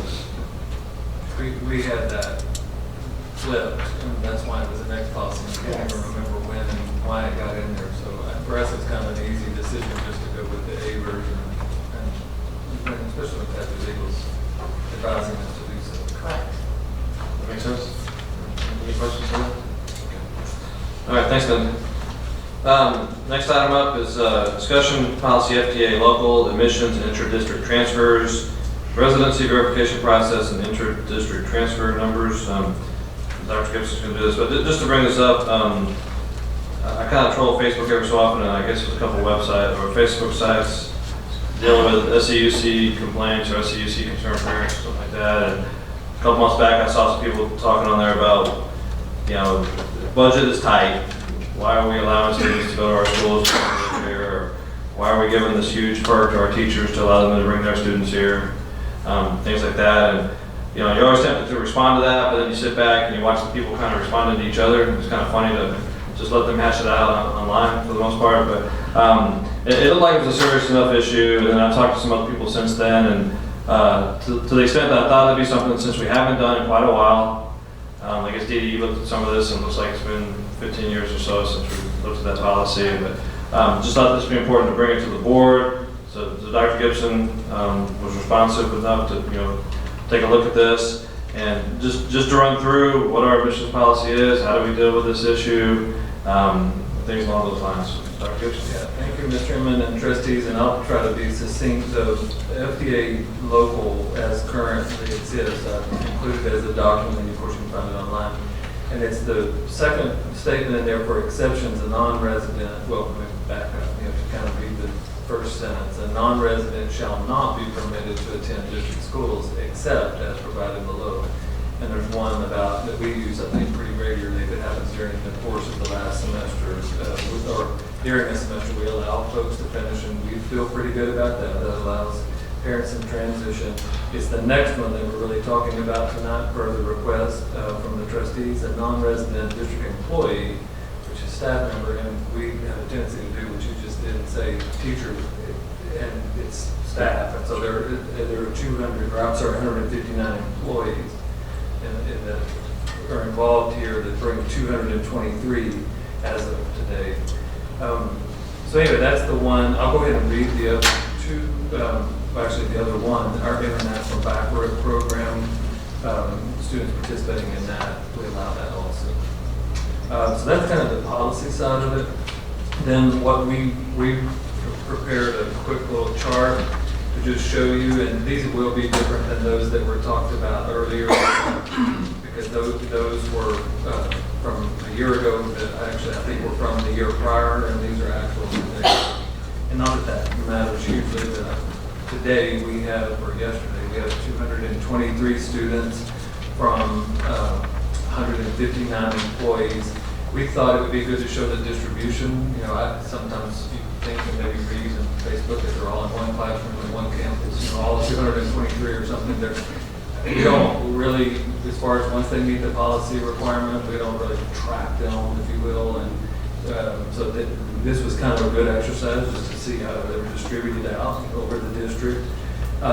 You know, from the dollar standpoint, I'll go ahead and say this because there's some people in the audience that were here earlier and heard those numbers. I take a big issue with the 1.7 million. And I think the way that was achieved, yet I understand, I think how he achieved that. So he just took our total budget and assigned a dollar value per kid by dividing the number of kids that we have and then multiplied that by 228 or whatever number you use. And that is 1/2 correct. In that half of our funding comes from the state of Texas, not from local tax rate. And the state doesn't care whether they're a transfer or not. In fact, I don't even know that they even ask. It is a student that is registered and enrolled and is in the chair, so we get paid for that student. And we're what? We call it about a 50-50 district. We get about 50% of our funding from the state, about 50% of our district. So it's half of what the state basically earlier. I'm not trying to, he's not here to defend himself, but he also didn't wait around for us to defend ourselves. So it's about half of the number that was shared earlier by his calculation. So, you know, doing that, and it sounds like maybe he was only counting maintenance and operation with that calculation. Maybe I was trying to track. I don't know if you would want to include interest and sinking budget in there.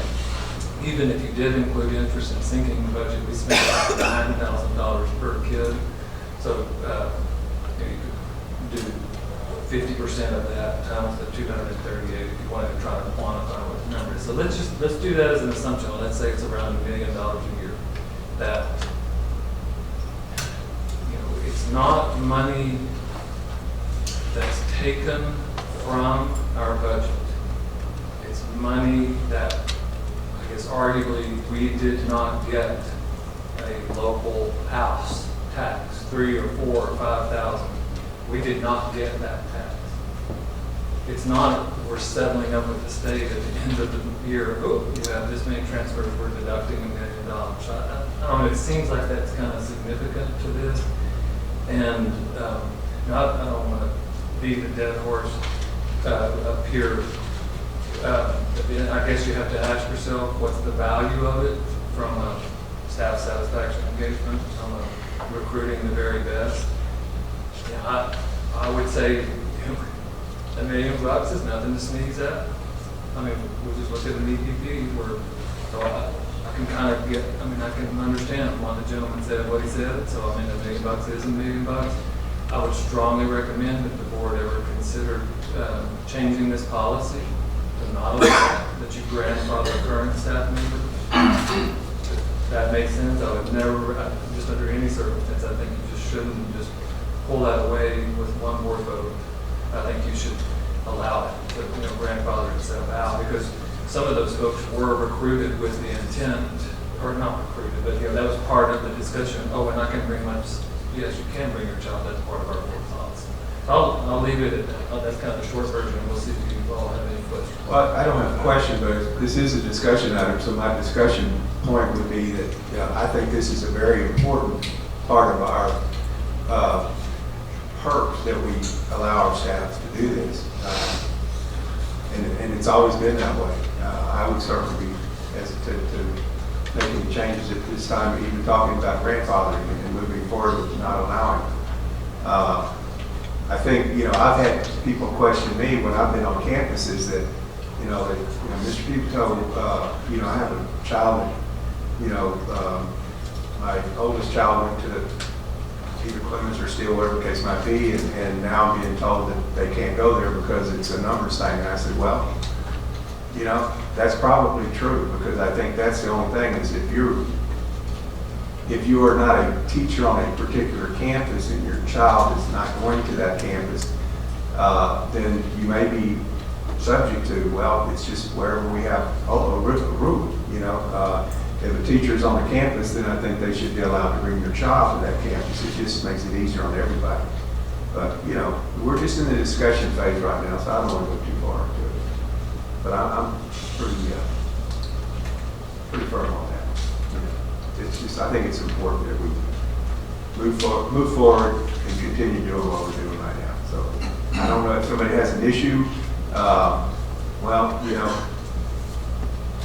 that's life. Sorry. I had a couple questions and a couple comments. I'll start with the comment.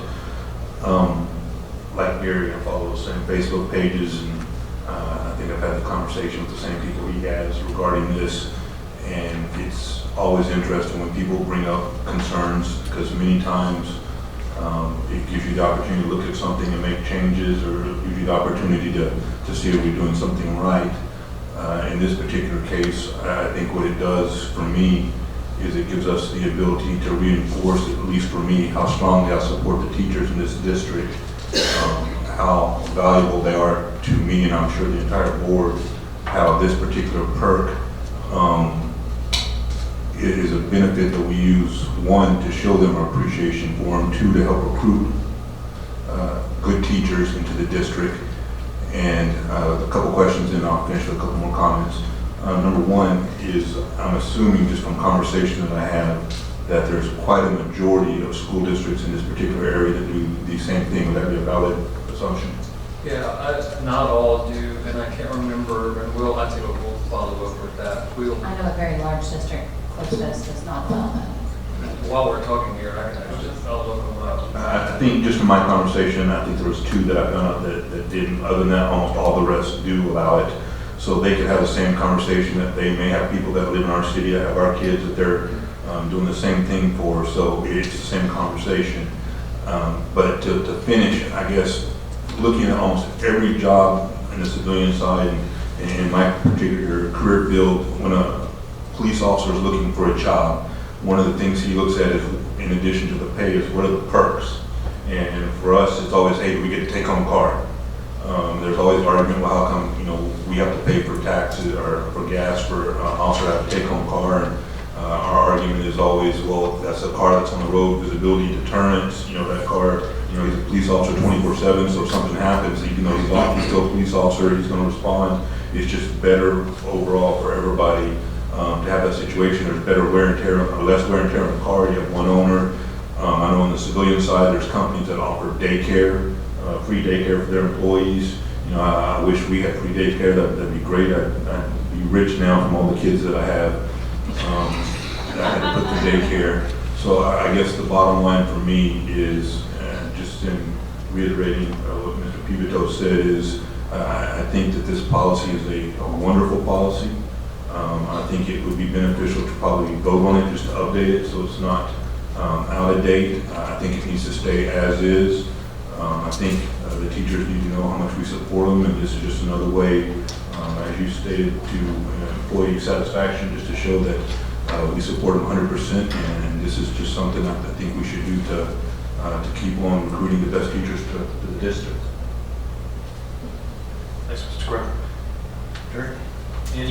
Any guess on how many teachers live here and take their kids to another school? It's a really interesting question. It's so tough to determine that. I guess with a fairly educated group of folks, the consensus was that it could be wash. I mean, we vacillated between a wash and maybe though if we're a little stronger as far as reputation goes, maybe we have a little bit more.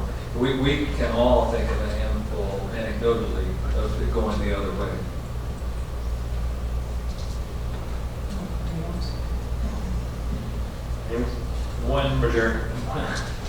One other point, I know a principal in another school district whose kids go to Catholic school, and I always wonder, how can you stand next to a Go Public sign and do that? But it's always obviously a concern, and I think it shows well that our teachers want to bring their kids into our school district.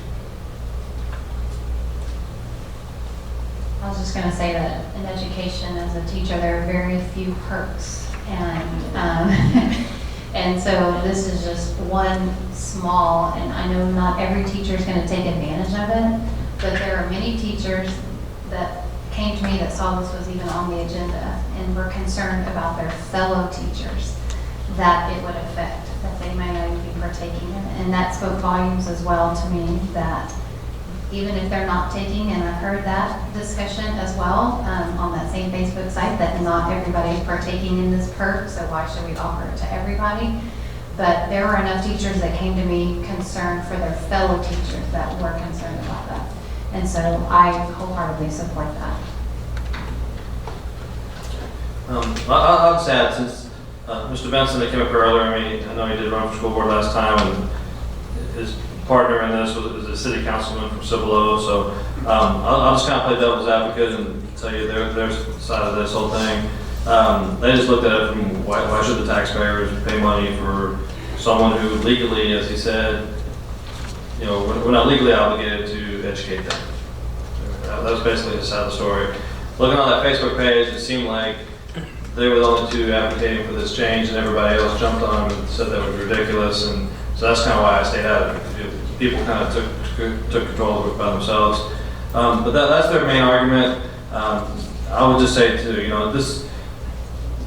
talk about a perk, I mean, it's not really a perk. I mean, I don't see teachers saying, well, why are you getting this and I'm not? I mean, it's not one of those things. It's not like somebody got a bonus and somebody else didn't. I don't think the teachers are fighting about this. Do you have any idea how many employees we're talking about? We're talking about 220 kids. Okay. You know, they also said, well, our schools are already overcrowded. These are just kids that are making the schools even more crowded. 223 kids spread out over the whole district really isn't that big of a deal. It seems like a lot of them are elementary kids. I agree with them. It's going to help your teacher be more productive. If they know their own child is either in their own classroom or at their own school, they're going to feel better about coming here. That child's going to be better taken care of. Those teachers are going to have a greater stake in this district because they actually have their own kids going to school here. And I think that's actually a good thing. They're not just working for a paycheck. I mean, they're actually working to make their schools better. I told him ironically, because he went into this whole thing, I said, well, ironically, heck, I'm board president this year, and my own son went to a different district. I mean, I was one of those examples of my wife was a teacher somewhere else, and a nurse, so she took my son to the school, and he kind of had the impression that we pay tax dollars here in SCUC, and the check actually goes directly to the school district, which we know that's not how it works.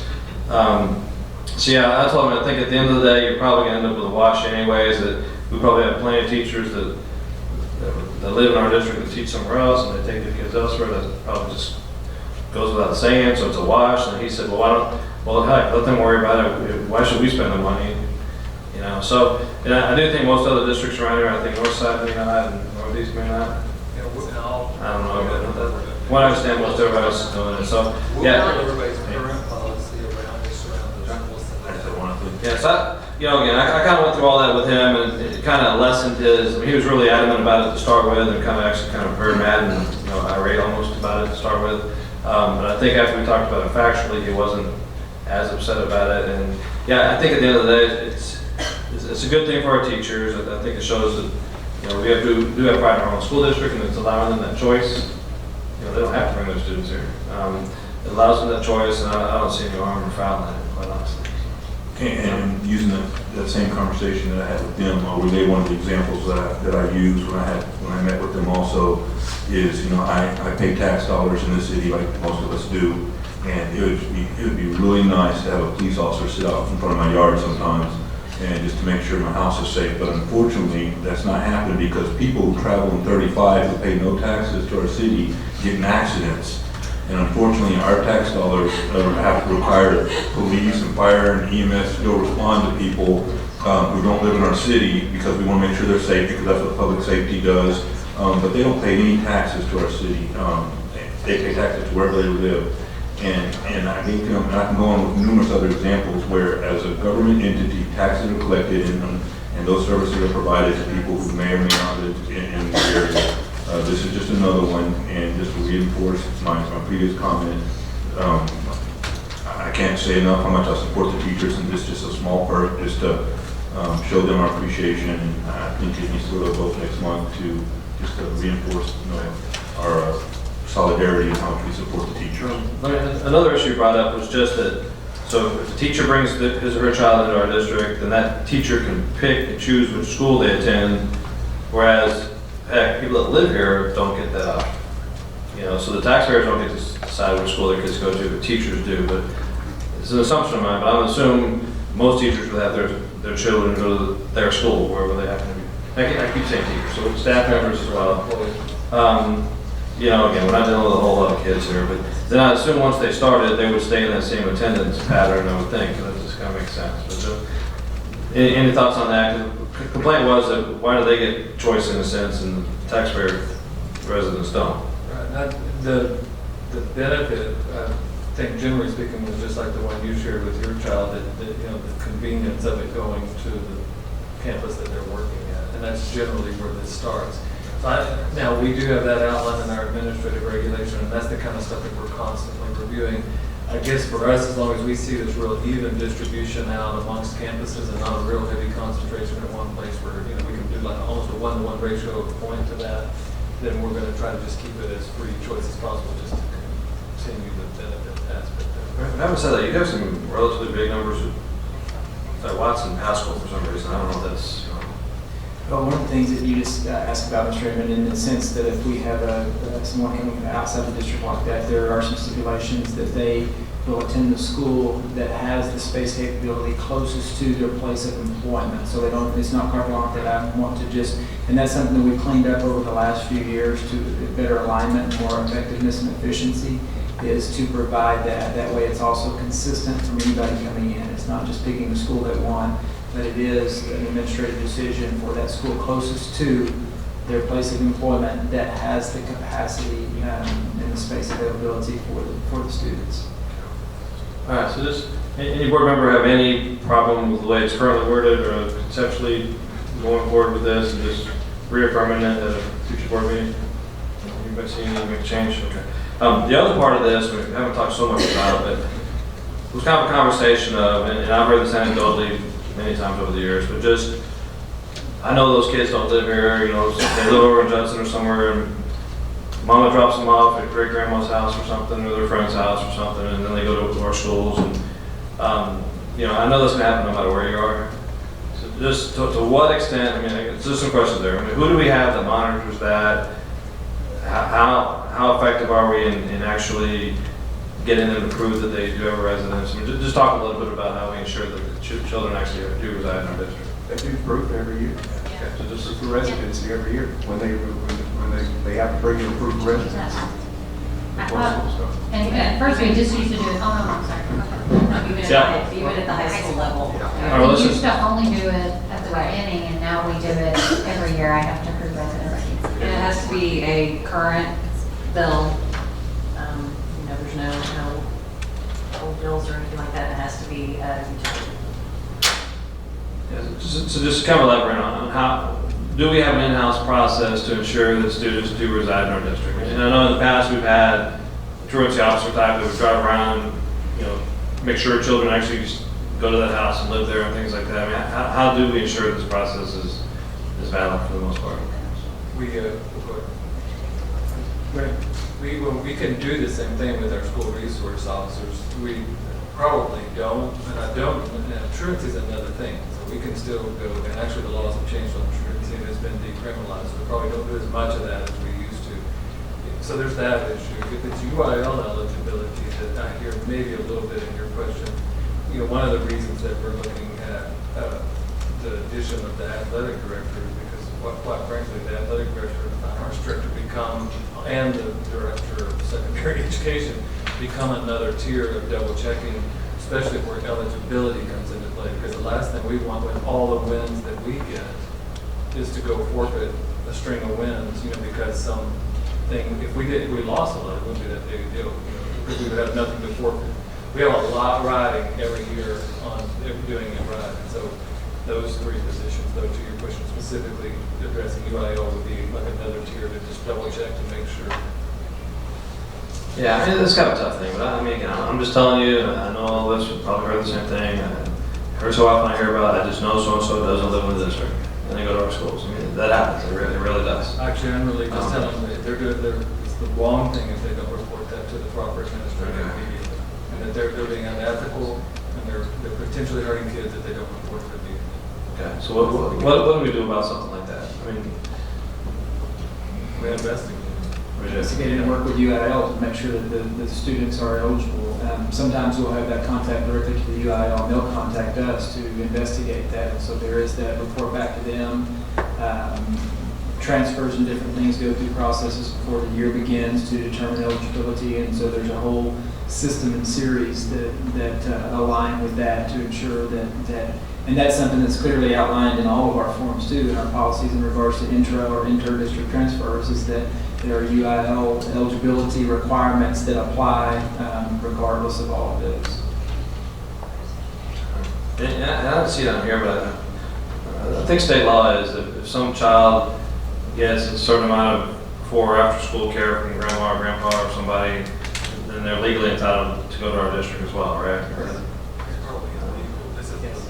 Right. And again, that's kind of the eye of the beholder too. I mean, what is significant after school care, before school care? But I guess the whole point is, I just wanted to bring this up for a topic of discussion because I know it's been an issue, and just ensure that we're at least monitoring this to a reasonable extent. it's not gonna make any sense to go out and spend $200,000-$300,000 to have a bunch of residency cops running all over the district, investigating people to save $50,000. But just, I mean, this is something we do. Well, we would concur with what you said earlier, it's been an issue to 2 people on Facebook. Yeah, we would agree with that. It hasn't been an issue besides that. All right, so good. Any questions? Okay. All right, so I guess we don't have to agree from this, but we're going to bring the same policy back for vote next time, so we can say it's been modified. Well, I'd like to make the recommendation that we bring it back just to make sure it's updated, since I think the last one was 15 years, just so one, it's updated, and two, it reinforces our support of the team. Okay, sounds good. Everybody okay with that? Good to go. All right. Next item, discussion and solicitation for roof replacement, school-based health clinic. Well, Mr. President, members of the board, and Dr. Gibson, the roof at the school-based health clinic located at Schertz Elementary is reaching the end of its useful life. This roof is still in place from the old Schertz Elementary campus, if you recall. According to our agreement with the Methodist Healthcare Ministries, we are, as the landlord, responsible to repair, replace, and maintain the roof and foundation, parking, and common areas. Our request for competitive proposals is being prepared at the moment to provide construction services for the replacement of this roof before the end of this school year. The project includes a complete replacement of the school-based health clinic building roof of approximately 4,300 square feet. Bid opening is tentatively scheduled for the mid to late October. Selection will be made on the basis of the criteria specified in that solicitation. Funding for this clinic roof replacement is provided by recaptured 2006 bond funds under the terms of our agreement with the City of Schertz for the Corbett Lift Station project. Proceeds collected from the sale of EDUs from developers. EDUs are equivalent debt dwelling units. Some cities, like the City of Schertz, Broncos call them living unit equivalent. So it's the amount of water flow that a single family residence would use per day. Between 250 to 300 gallons per day are used by a single family unit, which is 3 people. So we did not, frankly, expect any money to come back. But it's coming back. And so we're going to use the money for those items that were funded in the 2006 bond, one of which was roof work in Schertz Elementary. The estimated hard construction budget for this project would be $88,000 and $110,000. Any questions? I guess how long has that facility been there, man? Since they did the reconstruction for Schertz Elementary? JD, you want to talk a little bit about that clinic? I guess the big question is just, is that still the best location and everybody's been happy with it and no need to move? No, the clinic's very happy where they are. They just recently had a couple of renovations inside the clinic, and they're happy talking with them. They feel like they're part of our community, and I think they're feeling both ways. So. Okay, sure. Any questions about that? Okay. All right, thanks, man. Next item, solicitation to provide construction and management software. Mr. Rivera, Mr. Bruschi. Thank you, Mr. President. The purpose of this solicitation is to obtain construction management software from an experienced and qualified supplier. It's been just about 10 years or so since we obtained our last construction management software. Technology has changed a lot since then. Expectations have changed. This is going into the cloud at that time meant something totally different back in 2006. We share a lot of information on the cloud today from our architects, from our owners, from our contract managers, our subcontractors and suppliers, from requests for information to drawings to submittals to pay applications. Having a robust construction management software will help our process and improve the communication between others in the construction process. It's anticipated, however, that this will be a multi-year agreement that will exceed $50,000. Questions? All right, thanks, man. Next item, solicitation to provide foam, soap, and dispensers. Mr. Rivera. Now we get to the really exciting. The crowd is going to show up. Foam soap. I want to sample. Foam soap saves dollars, and our maintenance department has been using the same provider for a long time. They want to test the market, and we applaud that. see what's out there. And we look to see if we've got the best solution out in our campuses now and our departments. So believe it or not, we're going to be spending over $130,000 over the next few years on foam soap. So we want to get the best value. So we're issuing a solicitation for 1 basic and 4 option years, and it'll be stocked as custodial supplies until we get all the new dispensers out there. I don't know if Mr. Moses wants to say anything about this dispensers themselves. Mr. Crew, you got any questions on this item? Actually, I have quite a few. I have none. I'm just glad I made it without a spoon of coffee. I do have to acknowledge that some of you may know I went to a new mill formation at the Air Force Academy last week, and there was foam soap as you went into the dining facility, and it's pretty standard, so I guess I can't argue that foam soap is useful. Others use it. Taxpayer money going to foam soap. Foam soap's the kind you don't have to rinse and dry out and all that. No, actually, you should.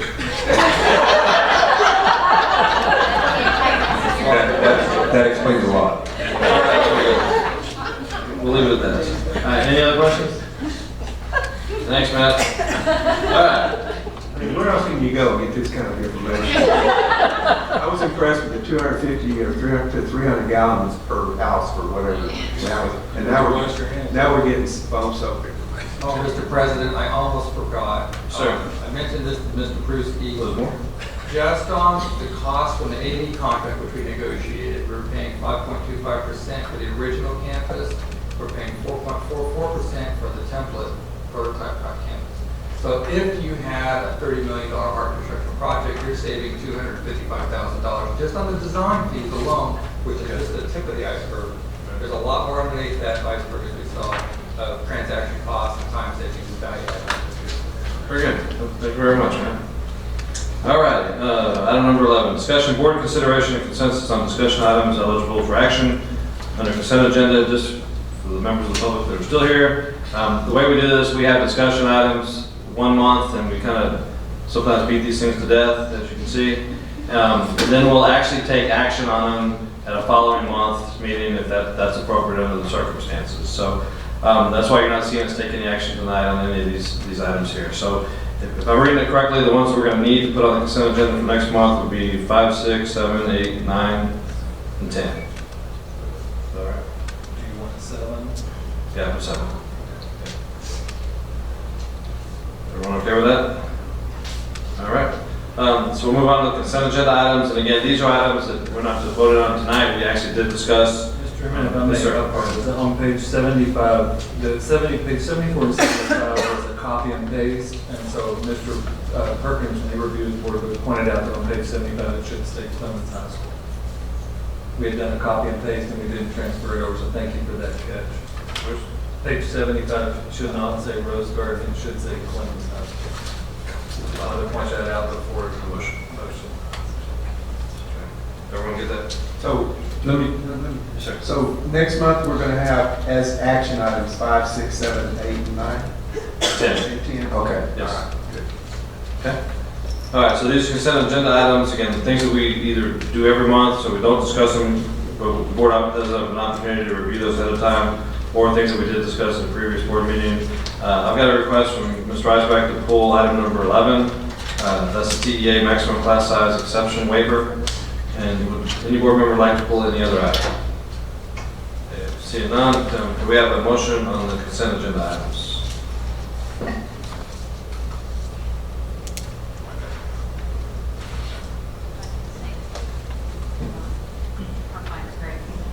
I move the Board of Trustees approve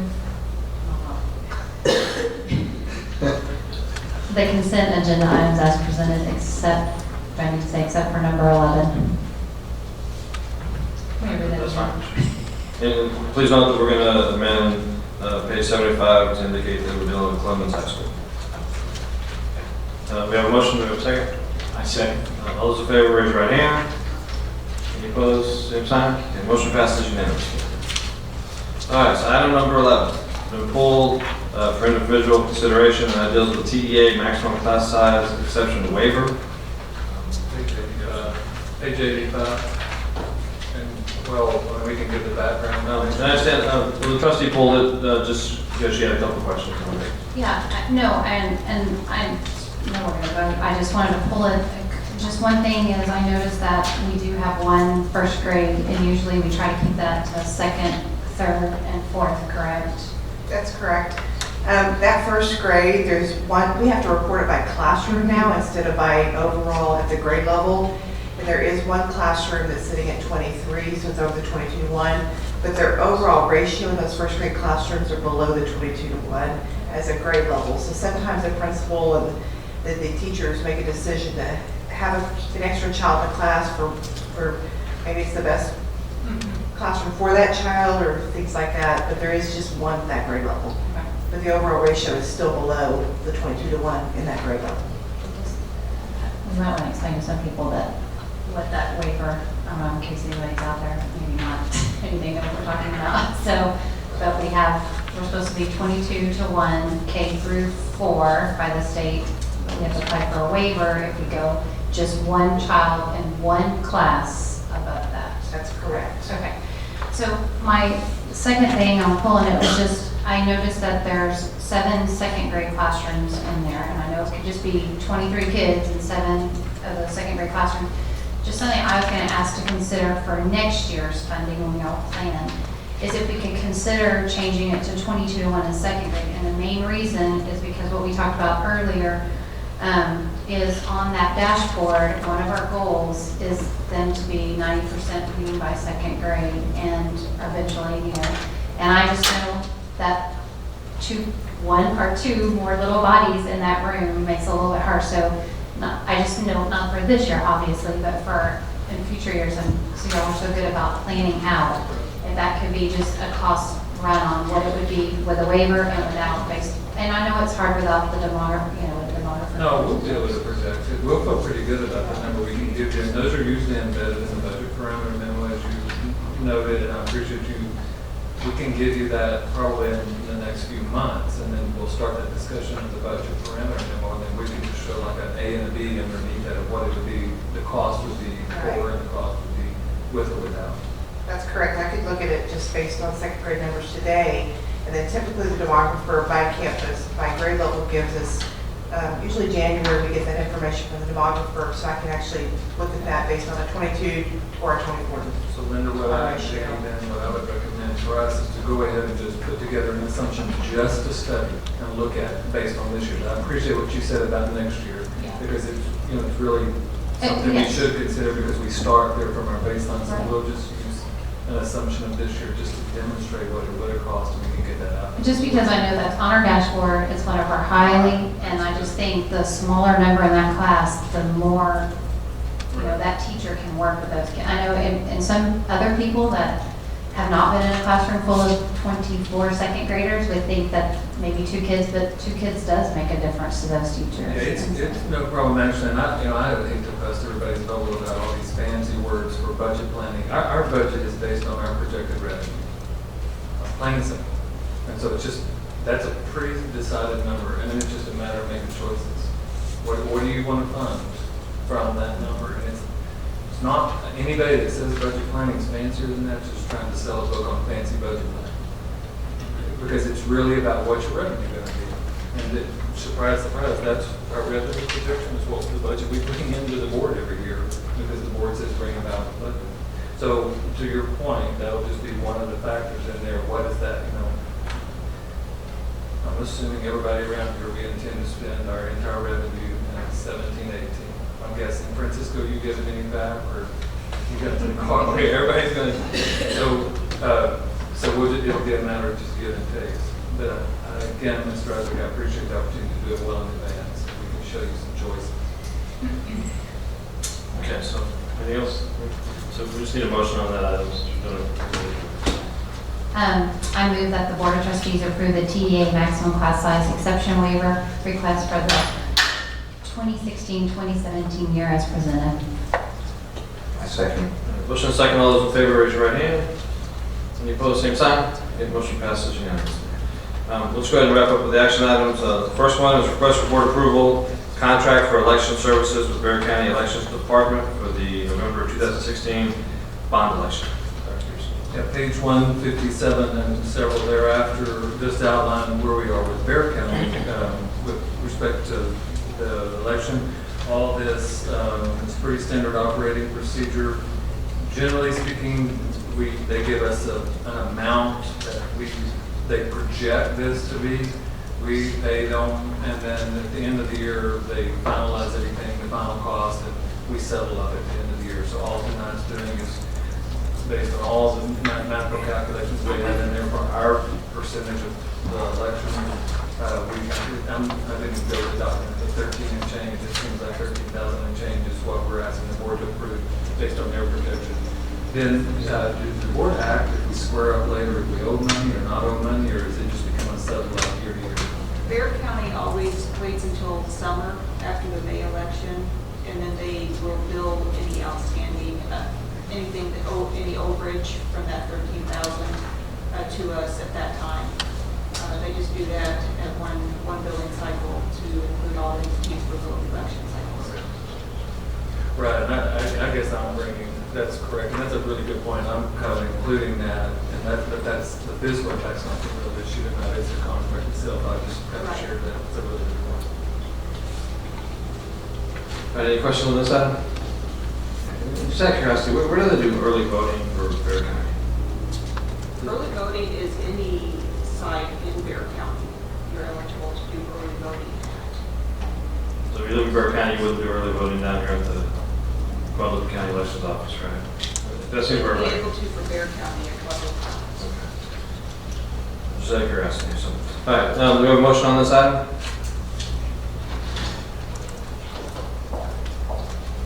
I move the Board of Trustees approve the attached contract for election services between Schertz-Cibolo-Universal City ISD and Bear County Elections Administrator for the November 8, 2016 bond election. I second. Motion and second. All those in favor, raise your right hand. Any opposed, same sign. Motion passes unanimously. Last action item, request for board approval, adoption of a resolution, make education a priority. If you guys return to page 166, has everyone heard of make education a priority? Started with a guy named Bobby Riggs up in the Lido ISD, and he's world famous for having that little pin that says make education a priority, and goes all over the state, he gets lots of photos and stuff. And you know, it started several years back just to kind of promote public education, you know, just kind of as an advocacy type thing, just to draw attention to it. And so the latest thing they've come up with now is that they want to make October, before every legislative session, make education a priority month.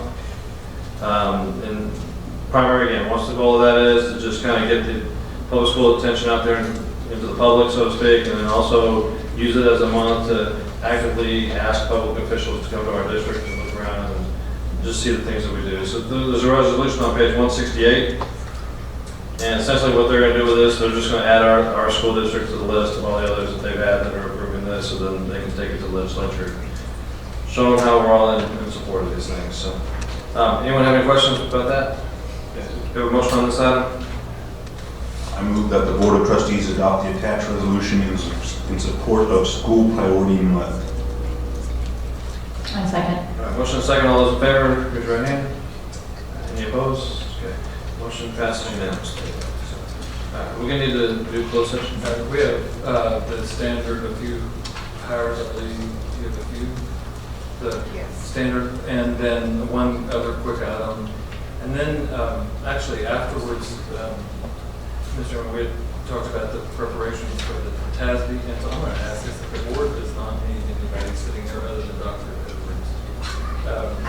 And then we'll let them go while we're in executive session, if everybody's okay with that. There is a need for executive session. We have real brief, 15 minutes top. All right, folks, at this time, the board is going to go into closed session in accordance with Texas Government Code, Chapter 551.074, to deal with personnel matters. And for everybody else, have a great night. Appreciate you guys being here.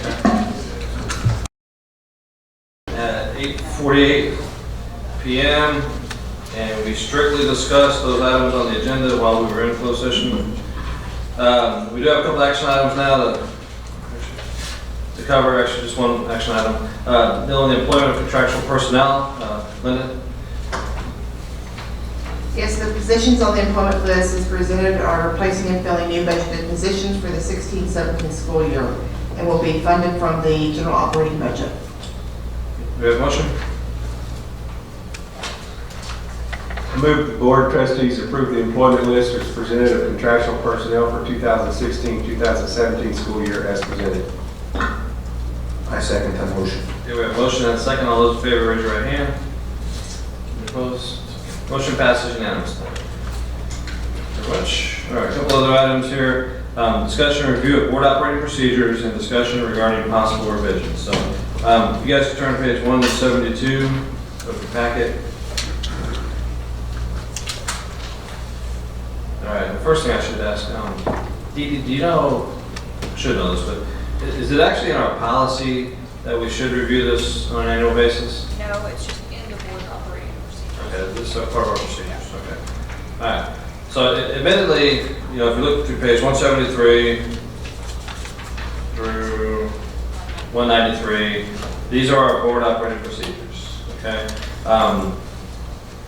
I think after we do this, we probably ought to get in the habit of just actually having this in a little binder and keeping it at our desks.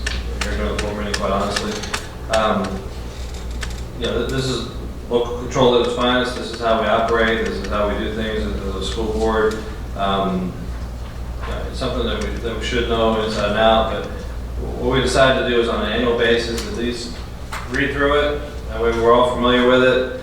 And then if there's anything that you see that may be of interest to you or something, you know, that you'd like to see changed or discussed or whatnot, that would be the time to do it. So tonight, I just basically wanted to point out to you, these are the board operating procedures as of now. If you can read through these over the next several weeks, if there's anything that you see you'd like to change or discuss, let me know, and then I'll coordinate with Dee Dee and we'll get that on the agenda for next month's board meeting. If there are no changes, fine. We basically just affirm what we have here. If there is anything that you guys would like to discuss, then that would be the time to do it. Okay? Does anybody have any questions about that? Again, I've been to a lot of other districts where they either don't have these at all, or they do, but nobody's ever seen them, or something like that, or whatever they have is what somebody did 20 years ago, and nobody's ever thought about it since. And sometimes it does cause an issue. We've had a very good board, and we all get along, but there are times when things just don't seem to work that smoothly, and you need to have a process in place to make sure we continue to make decisions and do the right thing. So, again, bottom line, read through it. If there's anything you'd like to change or discuss, let me know, and we'll do it at the next board meeting. Okay? All right. Next item. Or Greg, got anything on that? That sounded great, and we just, if you get any recommendations to Dee Dee and I or Mr. Hammond, and we'll just start a running total to keep the board right. Great. All right, next item for discussion, board review and discussion of general information and schedule of events for the TASB convention. So at your desk there, you should have the nice packet that I assume Priscilla and Dee Dee put together. Yes, Priscilla did the thing. And she wanted me to remind you that your hotel checks are right on the inside. Okay. All right, so Dee Dee, do you want to kind of, so in addition to the checks, anything else you want to share? Just to remember to get your hotel receipt. Okay, so Dee Dee basically reminded us that even though you have a check, or does everyone have a check in their binder? If you are only, well, all of you would have checks. There's a few of us that are staying one night. Okay, so even though you're prepaying in the sense, I think, have we already paid for the first night? For the first night, so it should be for the balance, except for Mr. Westbrook's.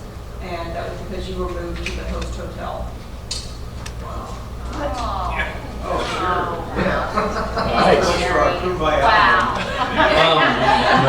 Some of this is going to come up during our board interview. I'm just going to throw that out there. So myself and Mr. Westbrook are living it up. Yes. Where are the other board members staying? We are, the rest of us are at. It's at a It's in Hampton or Homewood, because that's Hampton and Homewood Suites, so I was wondering which, I was just gonna ask which one. I think it's a Hampton, that's the one that's. I'm sure it's in this book somewhere. Next time, can we look at some cheaper hotels for our Anyways, I can't wait till they interview me for my thing. So, yes, ma'am. And also remember to keep all receipts for your meals, and they have to be itemized receipts. Yeah, I'm certainly not the best at this, as Steve can probably attest to, but even though we're prepaid with a check, you still have to bring the receipt for the hotel back. And unlike the employees that do get a daily per diem, I don't think they even have to produce the receipts as long as they're gone a certain number of days. We do have to have the receipts. Unbeknownst to me, as of a month ago, I think our reimbursements were something like $2 for breakfast, $3 for lunch, and maybe $4 for dinner. $5, $7.50, $12.50. They have been increased. What are they now? Well, I don't know exactly, but I think it's what, like $24 to $30 per day. Okay. I think it's So it's a few dollars more per meal. We got 47 meals planned for us. Yeah, I know. So just, I was just thinking there's. I usually only eat when it's a free dinner, so that's you guys know.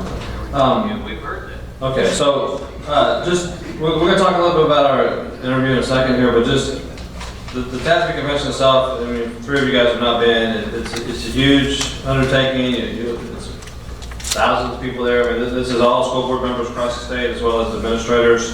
A lot of districts bring their board and a dozen plus administrators. I mean, it's a big to-do for a lot of districts. A lot of opportunities to see and do things. I heard you, Jerry, talking earlier about what classes to take. I mean, quite honestly, when you get there, you can almost kind of figure it out as you get there. And to change your mind, you're not obligated to anything special or whatnot. But I would tell you, definitely take advantage of this. I mean, it's a great opportunity. What I call the vendor section, which is massive. I mean, it's probably 500 businesses. I mean, all walks of life, so to speak. If you get a chance to walk through there, that's actually kind of a neat thing to see. You get a lot of great ideas, you get a lot of good little trinkets you can walk out of there with. But it's everybody from artificial turf to buses to, hand soap, I mean, whatever. There's just a million different things, a lot of ideas, a lot of new ideas, things to take a look at. Our very own Mr. Westbrook, I guess I'll say a little bit about this. As you know, is running for a position on the TASB board. He actually has worked very, very hard at this, quite honestly. So during the endorsement process, I think he got 24 endorsements, and Mr. Contreras got, 7 or 8? 7. So it's 24 to 7 as far as that goes. He's automatically on the ballot based on that. He then had to go to Austin to interview with the TASB nominations committee, who are already friends with Mr. Contreras because he actually served on the TASB board. Okay. But after all that, they still gave their endorsement to Mr. Westbrook. So that's a great sign there. Unfortunately, the way it works, Victor then also decided to run from the floor, as they call it. So he's going to be at delegate assembly, and I knew he would do it, so no big deal. But what ends up happening is Robert has to get up and give a speech literally to the entire crowd. And then Mr. Contreras would do the same. They each get 3 minutes. And then they basically stand there and everybody votes. So, if you get he gets 95%, you get 5%, something went wrong. To make you nervous. No, just, it is a little bit stressful. I had to go through it, believe it or not, and I actually won 50.1 to 49.9. It was insane. That's a long story. I can see that in your case. Pretty much, right? So it's, he's got to go through that. So I think, to whatever extent you guys know board members across the state, or if you could actually go to the delegate assembly, even though you're not a delegate, like Amy is, just to chat with people, or if you know folks or whatnot, to help support Robert, because there's no telling how this works. I mean, even though he got the endorsement, and even though he got the majority, there's no way to know. It's kind of a toss-up at this point. So, Robert, you want to say anything about that? No, I'm already too nervous to say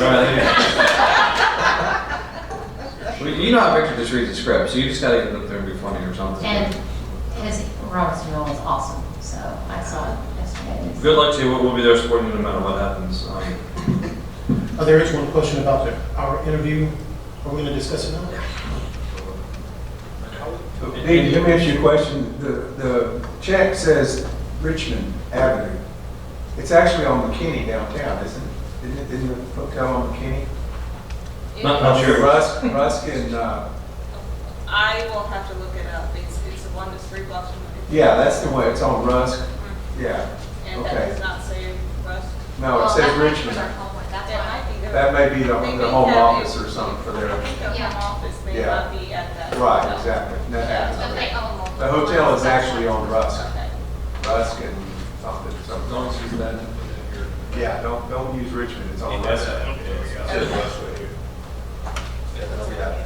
That's Except Russ Gavin. I just want to make sure, because that's what I, We'll send out an email what I focused on. the address of the actual hotel. Okay, so just to confirm, is everyone here planning on attending? I assume everyone will get there Thursday night? Is everyone leaving Saturday or Sunday? Sorry. Sunday. Okay. The dinner reservations, I know some folks can't go Thursday night, I guess, because of transportation issues. They're going to hold up the place for us. Sorry, okay. What's wrong with that? All right, anything? And I guess members of the Alma Heights Board and their superintendent, they're going to be joining us on Saturday night. They work with Samco as well, so in a way to work with those boards. Anything else about the convention? Do you need anything else about the convention? I think so. The district is not responsible for any criminal attorney charges or anything like that that may be necessary as the weekend progresses. All right, so we okay with that? All right, last thing, just talking about the interview that we're going to have. Yeah, I feel like we're a little bit behind on that, quite honestly, but I talked to a couple other trustees over the last few weeks, and I've heard through the grapevine that Lancaster, they're one of the top 5 as well, and they actually have been doing practice sessions, so to speak, so other folks around our idea, so, you know, I don't know if the other schools are doing that as well, but, so there's going to be some competition, okay? Again, our interview is at, I believe it's 11:10 on Friday morning. Okay. Does everyone have that in the calendar? Good to go? It's going to last 30 minutes. Just some tidbits I've gotten since last time we spoke. Superintendent's going to be asking the questions, and there will be a timekeeper, and they will enforce the 2-minute per question thing. So it's not just, somebody said it was 2. So whatever the time is going to be, they're going to, so it's not going to be just monitoring yourself, and then if you just babble all day long, then you only got 2 questions to answer, and you miss out. So- They will let you know, okay, your time's up. So somebody could talk for 2 minutes about that question, somebody else could talk another 2, but after 4 minutes of that question, we're done. Yeah, that's my understanding, okay? I'm going to just throw out some things that the guy hit me with. Just big things. Just I talked to Guy from Arlington today, and they wanted it a couple of years ago. Okay, he said big thing just to keep in mind, just try to act as a team the whole time. I mean, act like we like each other. You know, when David's making a brilliant statement, nod your head, wow, Dave, that's really fascinating. You know, act like we're all in agreement, we're all working together. We're all gonna wear the blue shirts, the pants. Is that right? Pick them up. Yes, sir, I got my, I'm trying to find some khaki pants. What are you doing? I was sitting on it, she had khaki pants. For example, here's the shirt. Yes. Wow, that's pretty good. Khaki pants. All right, is everyone okay with that? Friday. Friday. Right? That's Friday, and then for the, okay, so we're gonna do the interview on Friday morning. They're not gonna tell us right then at the time. On Saturday morning, at the general session, I forget, they wanted us to meet early to 10 o'clock. kind of run through it and everything. I've kind of been through this rigmarole before, but it's a huge stage. There will literally be 7,000 to 8,000 people there. So it's a pretty big deal. They'll have us form behind the stage, and at our appropriate time, we all walk out. I think we stand as a group someplace on the stage with the other districts. So it's pretty cool. You get to stand for the whole, I mean, these are all the school board members across the state of Texas, so it's a pretty cool thing. I guess they'll then announce the winner, and I guess the way the protocol works, if we win, then the board president is supposed to say something, you know, about all the great stuff that we do or whatnot. So I'll come up with something to say. Hopefully we get it. We get a chance to do that. Right? And also, Gary, I read that right after our interview on Friday, they're going to take us into the hall to do a run. Practice. Okay, that's about that. Which Which is right before the fast growth one. Right, which is right probably at the same time as the fast growth one. Well, we finished at 11:40, so it's going to be yeah. And then right at the end of the fast growth line is the Your good government. Things are working pretty quick. Yeah, that's fast growth line. Dr. Gibson, when's your interview for superintendent of the year? It's at 8:15 on Friday morning. Okay, and then they make the announcement for that at Friday afternoon. So I certainly ask that we all be there for that as well. Again, hopefully we get the superintendent of the year. That'd be great. And if you want to go into that session early, well, I think we're just planning on y'all being there, so we'll need to VIP area. Same thing, well, you'll know where it is because you will have done it that morning. We'll try to passes for everybody to go in early, which all it does is just let you go sit down, which is important when 10,000 other people are coming in at a certain point. Okay. And just ideas for our interview, again, just, he just kept saying, show strength as a team. We kind of support each other. One person makes a comment, the other one kind of backs them up, and just very natural. I said again, make it look like we're just kind of at a bar chatting about our school district. I mean, it's not a serious, interview per se. It's just kind of we're all sitting around having a casual conversation about the great things that we're doing here. Okay, we're laughing about it, having a good time, whatnot. Just emphasize the words team, governing versus operations, roles and responsibilities, that we truly know that our job is to deal with the governance and the oversight, and the superintendent deals with the day-to-day operations. And that's how we operate as a school board. Bless your face. We know what our role is. Those operating guidelines would be good to read prior to the interview in the sense that a lot of that's outlined. Okay, so let's on the serious side, I know time is kind of getting close here near the end. All right, the other day when we met, we each had a topic, okay? And the idea was to at least pinpoint some belief or some value that we have part of the district that satisfies that, and then come up with various bullet points that just give true examples of what it is that we do here that supports what it is you're saying.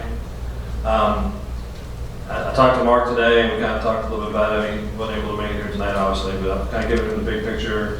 What I think we need to do, and again, time is kind of short here, is it possible for everybody to at least put some kind of bullet point together for tomorrow?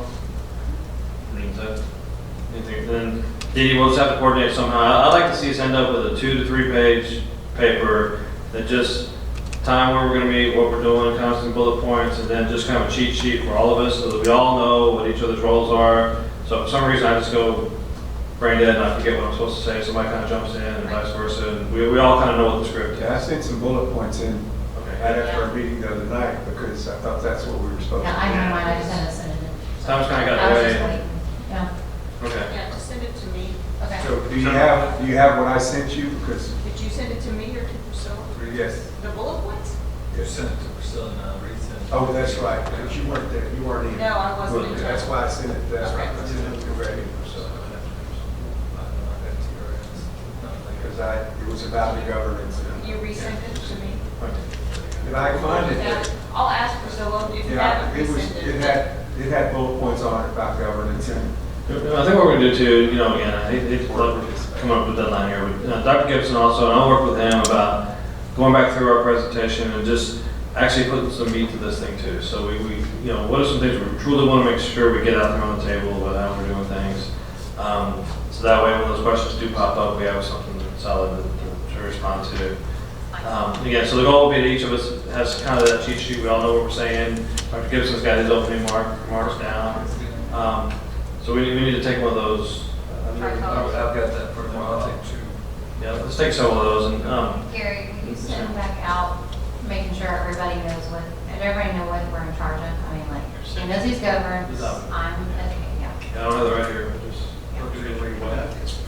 Everybody knows there, so. right. You guys have any? I know it sounds crazy to some extent, but I'd love to see us do well with this. Does anyone have any objection to maybe getting together Friday morning? The hotel or something, and just kind of going back through it. And you end up missing one class. I mean, big deal. Does that make sense? We'll kind of coordinate that. So I assume everybody's going to be there Thursday night, and then we'll get together Friday morning. Well, some of us will be at other places. You're done. All right. Yeah. You want us to walk or you want you slept down the road?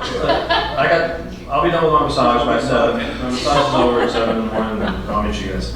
All right, Greg's put together a comparison because we had talked too about just the other districts that we're going up against, and it may not be a bad idea to have some mental understanding of what they are like, so we kind of know some key difference points to talk about. So, Yeah, I read through it and there are some major differences that we could highlight. As you develop that's what made me think about it, your bullet points you made, especially look at what the data doesn't tell us. And by the way, that's a lot of what I heard you guys say the other night. That's what I put down there. I listened to you and made notes. That's what I think I even got a compliment on this from Mr. I'm gonna frame, I forgot about the bullet points he provided. but- Yeah, frame it right next to my picture in the post office wall.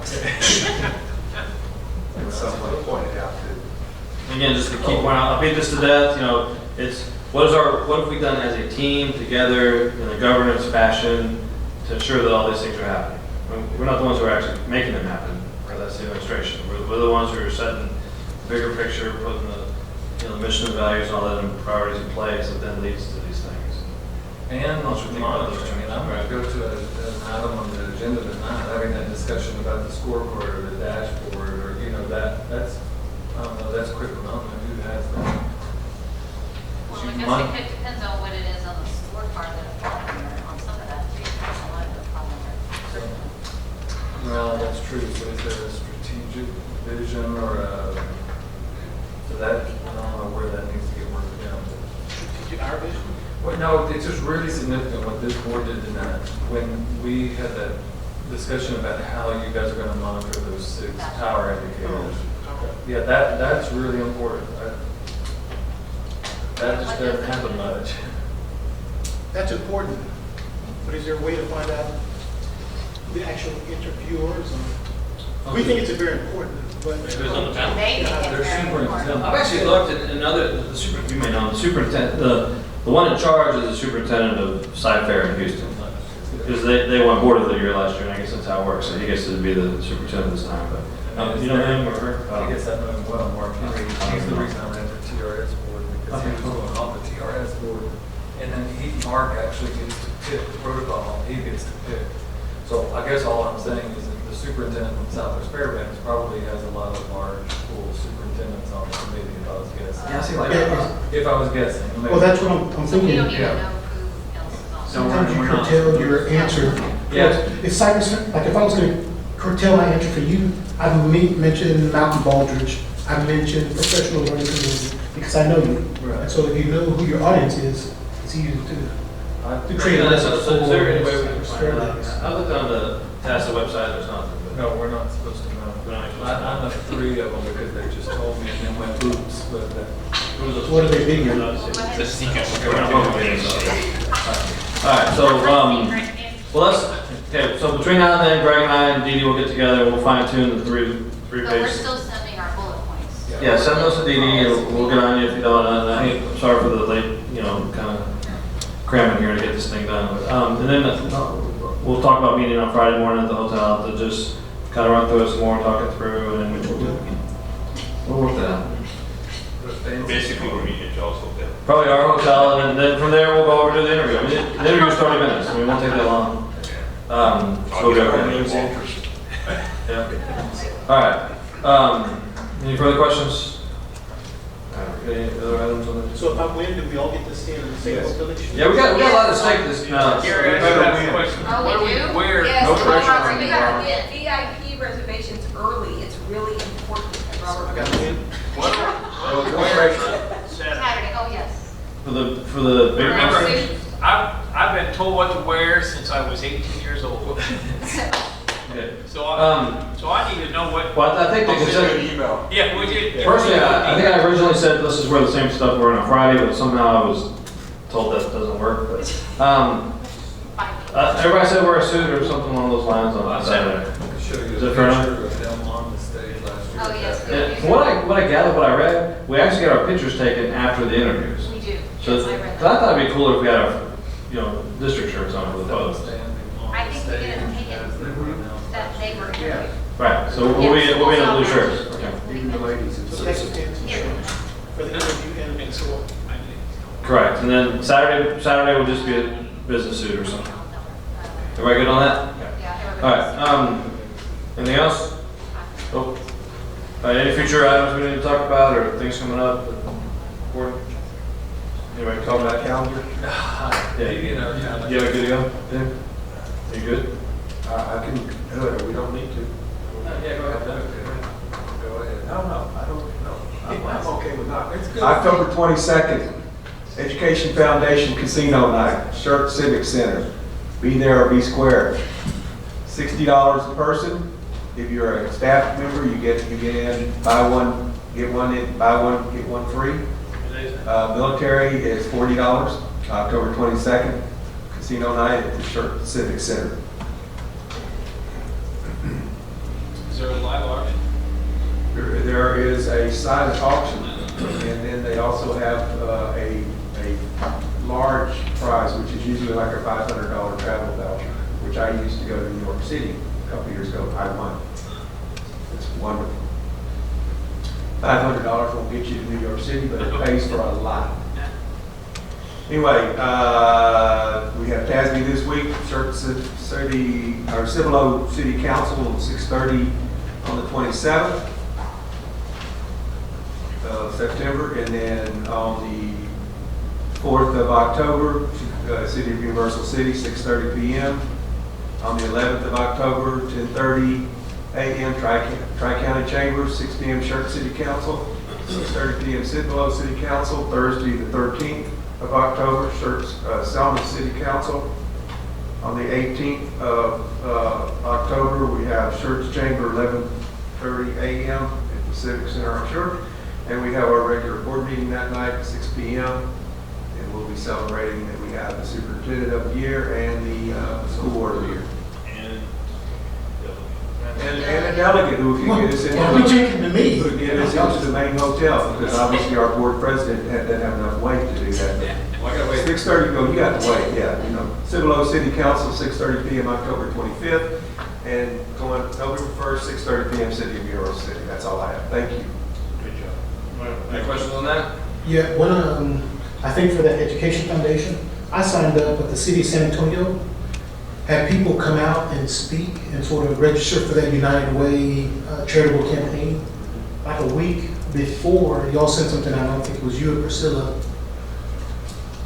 Anyway, they sent it out like a week before, and I signed up for it, but I was wondering if there was anybody for the Education Foundation that can sort of get out to the city of San Antonio employees, maybe an email or something like that. There's a lot of city of San Antonio employees that live out here.